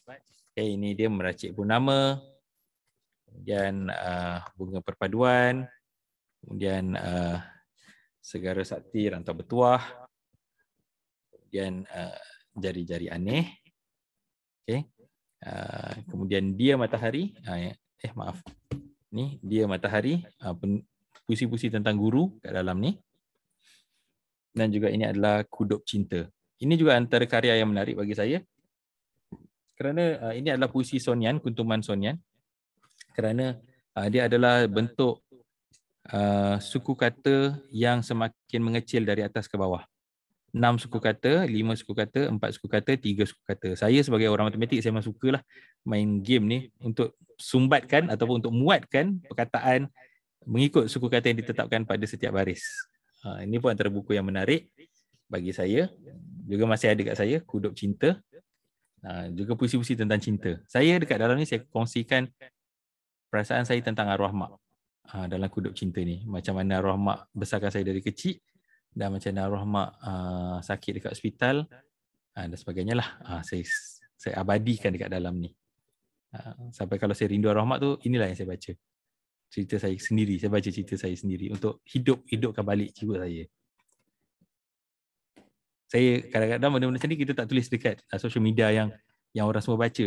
Ada benda yang kadang kita simpan kat dalam buku. Mungkin kat dalam ni cakap Zurai jumpa saya, saya macam ni. Tapi sebenarnya banyak lagi, kita ada banyak lagi yang kita simpan dekat dalam. Okey. Jadi itulah dia tamat bahagian puisi saya. Itu masuk hands on. Itu masuk hands on. Jadi hands on saya kali ni ialah bila dah habis part puisi, maknanya hands on-nya ialah puisi lah kan. Alright, jadi hands on puisi. Kita buka hands on puisi. Masa dah nak habis ni. Sekejap ya. Untuk hands on puisi, saya akan bagi satu gambar. Gambar ni gambar yang biasa je, cikgu tengok dekat sekolah masing-masing. Okay, gambar ni gambar yang biasa, cikgu tengok dekat sekolah masing-masing. Semua sekolah ada benda ni. Tulis 2 hingga 4 baris puisi berdasarkan gambar ini. Macam saya kata tadi, kita tengok dengan mata hati. Kita cuba lapiskan apa perasaan kita pada ketika ini. Adakah cikgu rasa gembira? Adakah cikgu rasa tenang? Ataupun adakah cikgu rasa serabut? Ataupun cikgu rasa IDMI? Tengok ni, teringat IDMI balik. Tengok ni je teringat PJK. Tengok ni teringat ada ruang yang tak cat lagi. Ada tempat mural yang belum siap. Apa saja. Tapi cuba lapiskan perasaan tu. Kita silakan. Dipersilakan. Masuk QR code.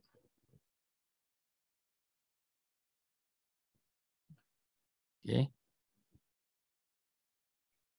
Adakah yang dah bagi?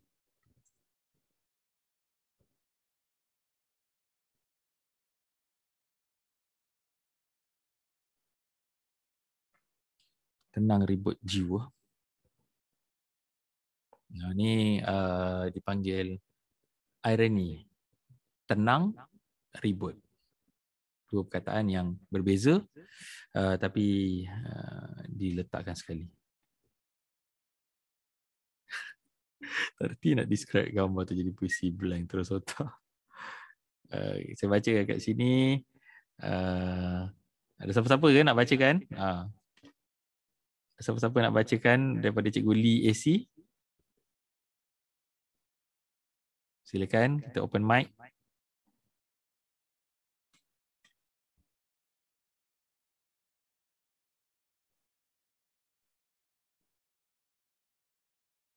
Kehilangan yang tak diduga rapat ya. Kini muncul dengan tiba-tiba, lantas mencari kenangan yang dicipta, rupanya tiada. Gunung hijau, burung bebas bermain, masa rehat, murid bebas berkawan. Tak apa Cikgu Tan, it's okay. Pentas itu satu, hati aku juga satu. Yang dua itu kamu. Okey, rindu jauh tapi tetap menanti, penuh kesabaran dan kepasrahan. Di sebalik bukit, kubayangi dengan awan biru, hati bertanya, penatkah aku sambil memikirkan masa depan? Tidakkah anda mengasihaniku dah terdedah sehingga kering? Dewan Usai ini menggambar memori indah tak kala bersama guru-guru di sekolahku, di sekolah kampungku. Ini saya rasa, sorry ini kalau boleh terima, tapi mungkin ada garapan yang lain lagi untuk tidak terlalu direct. Tak apa, it's okay. Terima kasih banyak Cikgu. Baik, saya teruskan lagi sesi perkongsian saya sambil kalian mungkin dapat idea dan sebagainya untuk terus berkongsi. Saya buka link, tu terus buka. Baik, kalau ayat yang keluar daripada saya, daripada gambar ni yang saya kongsikan dekat FB saya pada waktu tu, begitu luas kanvas yang terbentang di hadapan mataku. Malah lukisannya juga dah disiapkan. Aku hanya perlu berhenti seketika, pandang dan nikmatinya. Bagi saya, depan saya ni kanvas yang Tuhan dah lukiskan untuk saya. Saya cuma perlu berdiri dan berhenti kejap sebelum terus pergi kerja lain. Itu saya punya interpretasi tentang gambar ini. Baik, terus ke bahagian tiga iaitu kisah hidup. Kisah hidup ni bagi saya, anda sampai masa nanti, ayah akan terus hidup dalam tulisan-tulisan ini untuk kalian. Ini ayat saya untuk anak-anak saya. Kisah hidup. Kisah hidup. Penulisan kisah hidup saya ni bermula macam mana? Saya mula menimba ilmu tentang penulisan kisah hidup di bengkel penulisan kisah hidup yang berlangsung ketika Pesta Buku Antarabangsa Kuala Lumpur 2019 di PWTC yang dikendalikan oleh novelis terkenal Sri Diah. Semua yang menyertai bengkel ini adalah terdiri daripada warga pendidik di Malaysia. Dan rata-ratanya lagi sekali, satu lagi bengkel yang saya pergi kat dalam ni, hampir semua cikgu bahasa Melayu, bahasa Inggeris, kecuali kalau perasan kat belakang ni ada Tuan Juhaida, cikgu sains, chemistry writing teacher. Masa ni saya pun belum kenal Tuan Juhaida lagi, tak tahu Tuan Juhaida pun belum kenal saya kot, tapi kami berdua saja cikgu sains. Dan sebenarnya Tuan Juhaida sekarang pun dah ada antara kita punya CDL partners. Ni tahun 2019, gambar ni boleh cari saya dekat mana jadi sekali lagi sebenarnya ini adalah melibatkan daripada MBKM dan kali ini dijemput Puan Sri Diah untuk sampaikan perkongsian kepada kita. Ini semua rakan-rakan guru saya yang terlibat. Ni ada Mia, ni Cikgu Fadli, ni Cikgu Absyah Atiyah, ini Cikgu Zura, ni rakan-rakan sebaya yang ada, lebih kurang sebaya masing-masing yang ada pada bengkel itu. Semua ni sebenarnya penulis-penulis yang baik, penulis yang hebat. Cikgu Absyah ada tulis buku teks, ada membuatkan teks ucapan, teks MC. Boleh cari nama dia, Absyah Atiyah, ABSHA ATIAH, Absyah Atiyah. Membuat teks untuk dia membukukan teks-teks juruacara majlis sekolah. Ini saya dengan Puan Sri Diah tulislah untuk terus hidup. Itu antara kata-kata yang saya ingat semasa bengkel ni. Apakah kelebihan menulis kisah hidup berbanding novel? Sebenarnya kalau dengan kisah hidup, kita tak perlu mencipta watak baru, kita tak perlu cipta plot baru, kerana semuanya telah ada dalam memori kita. Cuma kita kena tulis. Kalau novel, kita kena cipta watak, kita kena cipta perwatakan, kita kena cipta latar, kita kena cipta plot, dan semuanya kita kena cipta baru. Dan satu lagi, tulisan ini akan jadi memori yang akan dikenang di hari kemudian, sama ada untuk diri sendiri ataupun orang lain. Di masa akan datang, kita akan baca balik tulisan ni dan kita akan ingat balik tentang diri kita pada waktu itu. Jadi, untuk menulis kisah hidup, yang pertama, menulis dengan ejaan penuh. Ini saya selalu ingatkan kawan-kawan saya. Kalau kawan-kawan saya pun memang tengok dekat dalam saya punya social media, memang saya tulis dengan ejaan penuh.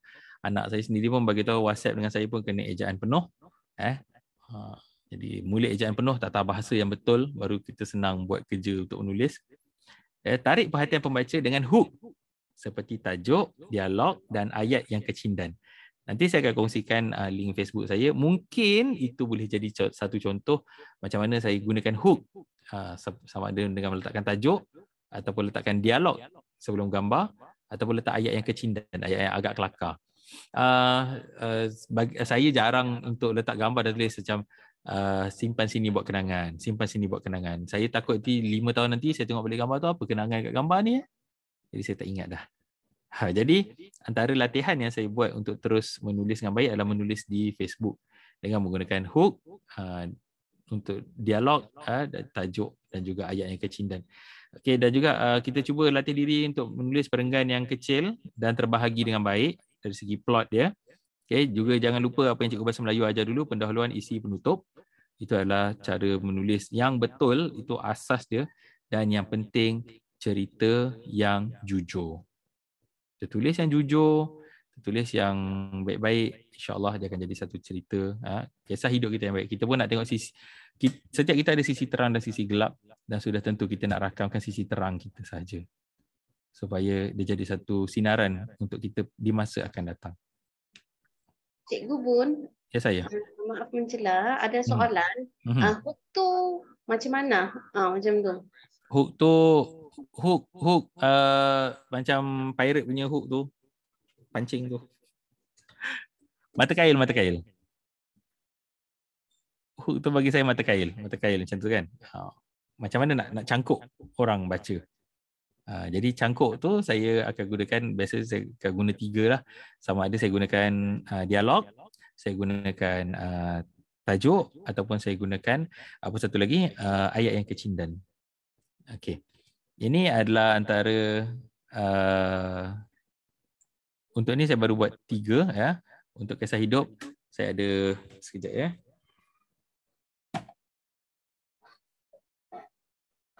Okey, saya ada ni. Cikgu selepas punch out.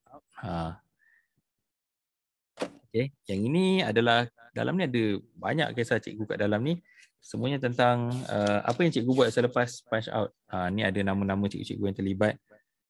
Okey. So kat dalam ni ada juga macam saya tulis apa yang berlaku selepas saya habis sekolah sampailah ke malam. Kalau tengok kat sini, saya mulakan dengan satu dialog antara anak saya dengan saya. Lepas tu baru perenggan tu, sebenarnya perenggan tu patah balik kepada pendahuluan. Ini antara contoh yang saya gunakan dekat dalam buku ini. Jadi ini adalah Cikgu Bun ada soalan.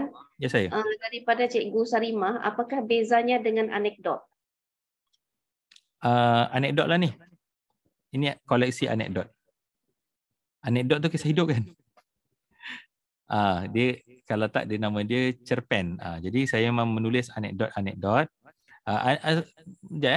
ada yang dia ada bilangan perkataan dia lebih terhad, lebih sedikit. Saya tak pasti berapa.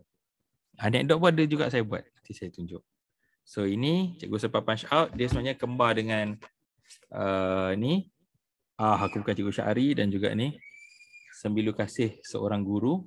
Cerita-cerita kalau tak salah saya kat dalam ni tentang cikgu-cikgu yang jaga mak, jaga orang sakit dan sebagainya. Kita cikgu banyak benda yang kita simpan sebenarnya. Okey, yang seterusnya ini Ditular Tidak Kalah, juga ada dalam karya saya. Ini adalah koleksi cerita-cerita cikgu sewaktu COVID-19 tahun 2020 hari itu. Karya saya salah satunya ada dekat dalam ini, Ditular Tidak Kalah. Juga dia ada lagi yang lain, Diumpat Tidak Lemah, Disergah Tidak Rebah, dan juga Dikecam Tidak Goyah. Ramai cikgu-cikgu yang dah masuk, yang telah menjadi penulis-penulis sekarang ni. Jadi kalau tuan-tuan dan puan-puan sekalian, cikgu-cikgu sekalian, rasanya inilah langkah untuk mula, silakan. Ini adalah Pinang. Juga ramai juga cikgu kat dalam ni. Ini kenangan waktu kecil. Apa kenangan-kenangan yang ada waktu kecil yang ada. Jadi ini semua kisah-kisah hidup yang telah saya muatkan dalam bentuk karya. Okey. Jadi hands-on yang ketiga, boleh tak tulis sebaris dialog untuk dijadikan hook kepada kisah dalam gambar ini? Boleh tak? Okey, kali ini saya buka lagi sekali. Dia masih lagi yang sama tadi, Mentimeter yang sama tadi. Cuma saya kena tekan next. Okay, cuba cikgu semua tulis sebaris dialog untuk dijadikan hook kepada kisah dalam gambar ini. Ini semua gambar yang memang kita ada dekat sekolah. Nanti mula balik sekolah kan, waktu Menentang Desa. Waktu Menentang Desa mula balik. Jadi macam mana kita nak kongsikan gambar ni dengan orang, dengan orang ramai. Adakah kita just tulis murid-murid sedang menanti keputusan. Dia macam okey,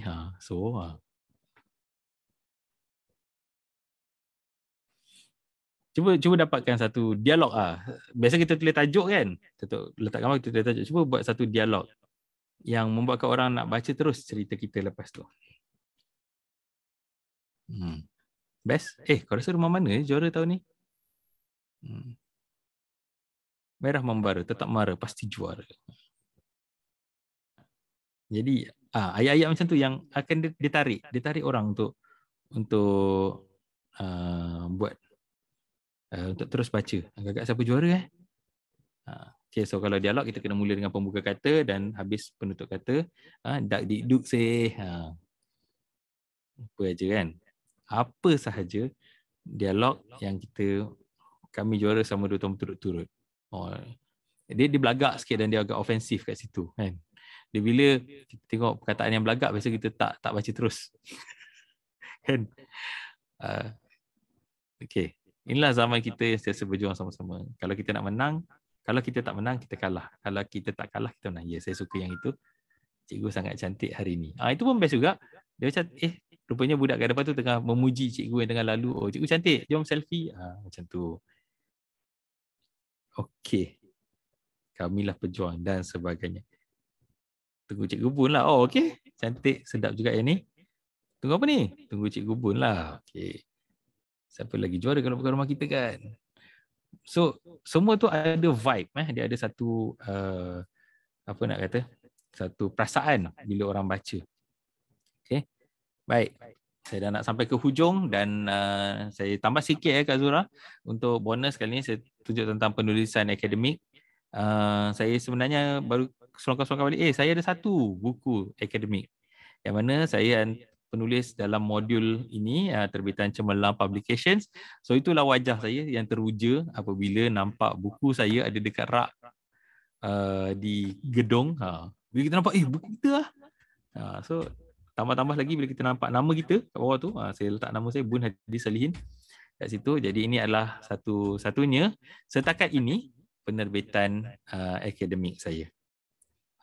Jadi itulah dia. Inilah wajah-wajah saya yang teruja bila nampak buku saya ada di pesta buku, gambar yang tengah tu. Buku tu dah ada kat rumah, cuma macam nak tunjuk, buku aku kat sini kan. Buku sendiri ada dekat pesta buku. Siapa yang tak teruja? Siapa yang tak teruja? Macam tu. Jadi dekat yang sebelah kiri bawah tu adalah saya di booth di PBAKL, memberi kalau orang nak tanya pasal terjemahan dan sebagainya, saya bagi perkongsian lah dekat situ di PBAKL tahun 2017. Jadi saya harap satu hari nanti cikgu-cikgu juga akan menjadi seorang penulis buku dan menjadi orang yang teruja untuk melihat bukunya berada di rak buku, tambah-tambah lagi kalau habis. Dan kepada yang dah lama tulis buku tapi dah lama tak tulis balik, tulislah, jangan takut-takut.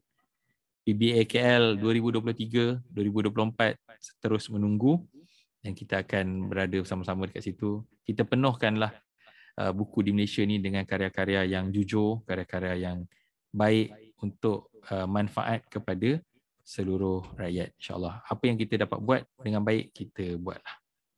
Jadi itu saja. Sekian, terima kasih. Boleh ikuti saya di platform-platform berikut dengan nama yang sama ada di Facebook, YouTube, Instagram dan TikTok. Saya baru ada TikTok, baru bagi tahu, tidak anak murid tak follow. Jadi untuk Telegram Warna-Warni KPDPR kita, saya minta Cikgu Zura share link untuk kawan-kawan kat dalam ni boleh terus connecting dengan kita. Kita semua kebanyakan daripada CDL Partners ada dekat dalam Warna-Warni KPDPR kita. Jadi itu sahaja. Minta maaf kalau saya terambil masa sedikit Jadi saya ucapkan terima kasih banyak-banyak kepada CDL yang telah memberi ruang kepada saya. Saya mohon maaf sekiranya ada kekurangan dalam penyampaian saya kali ini. Dan terima kasih yang tak terhingga, sebab kalau saya tak buat sharing ni, saya tak kumpul balik semua buku-buku yang saya dah tulis. Inilah dokumentasi saya akhirnya tentang buku-buku yang saya telah tulis sejak 2013 sehingga hari ini 2023. Jadi terima kasih banyak-banyak. Sampai berjumpa lagi. Terus semangat, terus memberi manfaat. #nyala rasaku. Wow. Terima kasih Cikgu Bun di atas perkongsian sebentar tadi, ya, di mana Cikgu Bun ni hebat sebagai seorang guru, juga seorang penterjemah, juga seorang penulis, juga seorang penyajak, penulis sajak. Saya pun macam mana Cikgu Bun boleh mempunyai pemikiran macam tu kan? Macam kita pun hebatlah. Saya pun sampai hebatnya, hebat.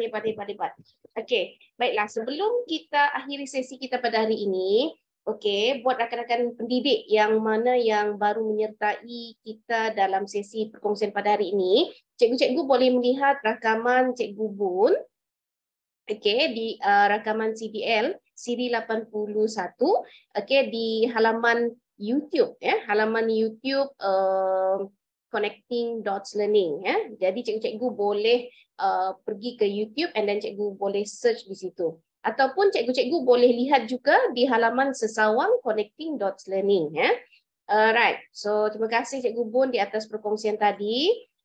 So boleh saya share screen Cikgu Bun?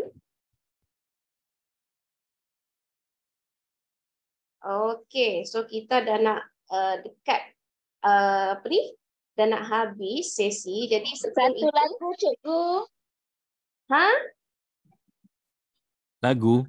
Lagu?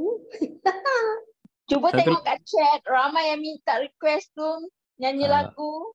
Bun lagu, nyanyi lagu satu lagu sebelum tutup. Satu lagu cikgu.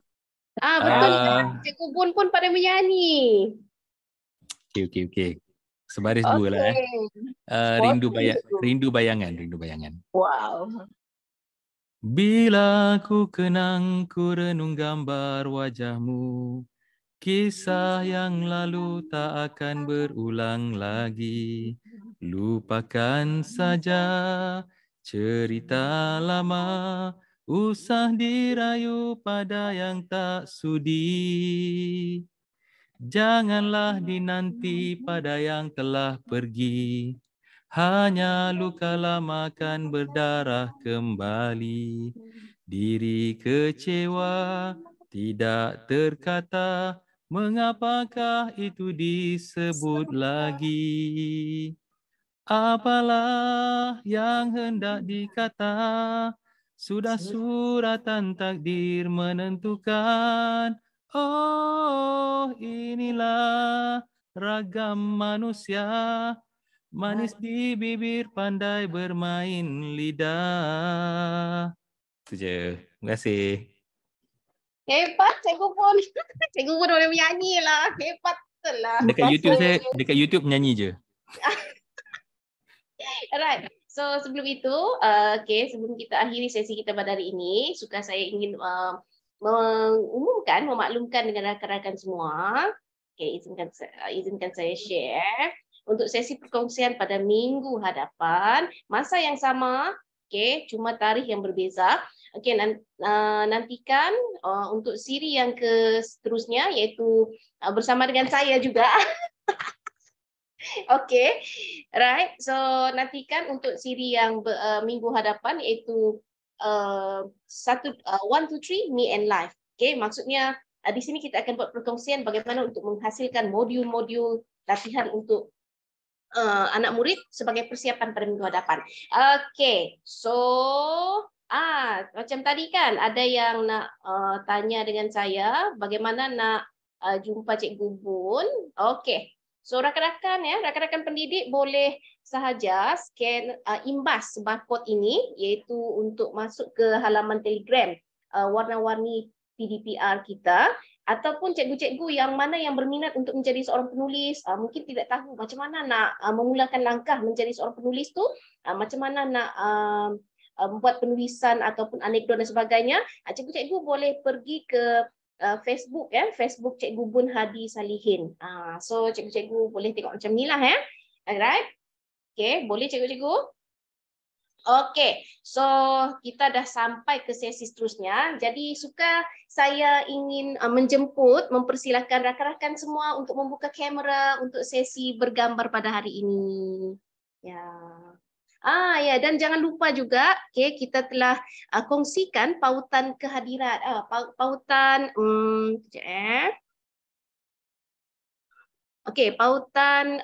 kehadiran bagi sesi hands-on untuk siri 81 dan juga sikit. So, 1, 2, 3.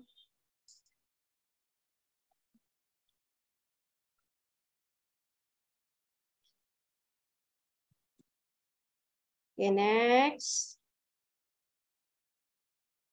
Wah, hebat Cikgu Bun. Okay. Settle, Alhamdulillah. Okay, Alhamdulillah dah settle semuanya. Okay, dah selesai. Jadi, terima kasih sekali lagi di atas perkongsian daripada Datuk Dr. Mahendra sebentar tadi. Dan juga perkongsian daripada Cikgu Bun sebagai seorang penterjemah, sebagai seorang penulis, dan juga sebagai seorang guru. Bukan kaleng-kaleng, bukan sembarangan orangnya. Guru matematik tambahan lagi, tapi bagaimana boleh menjadi seorang penulis. Itu yang saya rasa saya pun bangga sangat dengan Cikgu Bun dan tumpang gembira dengan pencapaian beliau. Terlalu banyak sumbangan di dalam bidang penulisan. Jadi kita sudah pun habis, kita sudah sampai ke sesi yang terakhir, sesi di mana kita sudah berada di penghujung sesi. Terima kasih Cikgu Bun, terima kasih semua kepada yang hadir pada hari ini. Jadi akhir kalam, segala yang baik itu datangnya daripada Allah Subhanahu Wa Taala. Segala yang buruk itu datangnya daripada saya sendiri. Jadi sekiranya ada salah dan silap tutur kata, saya mohon maaf. Dan jangan lupa untuk teruskan bersama dengan CDL untuk sesi seterusnya pada minggu hadapan, masa yang sama.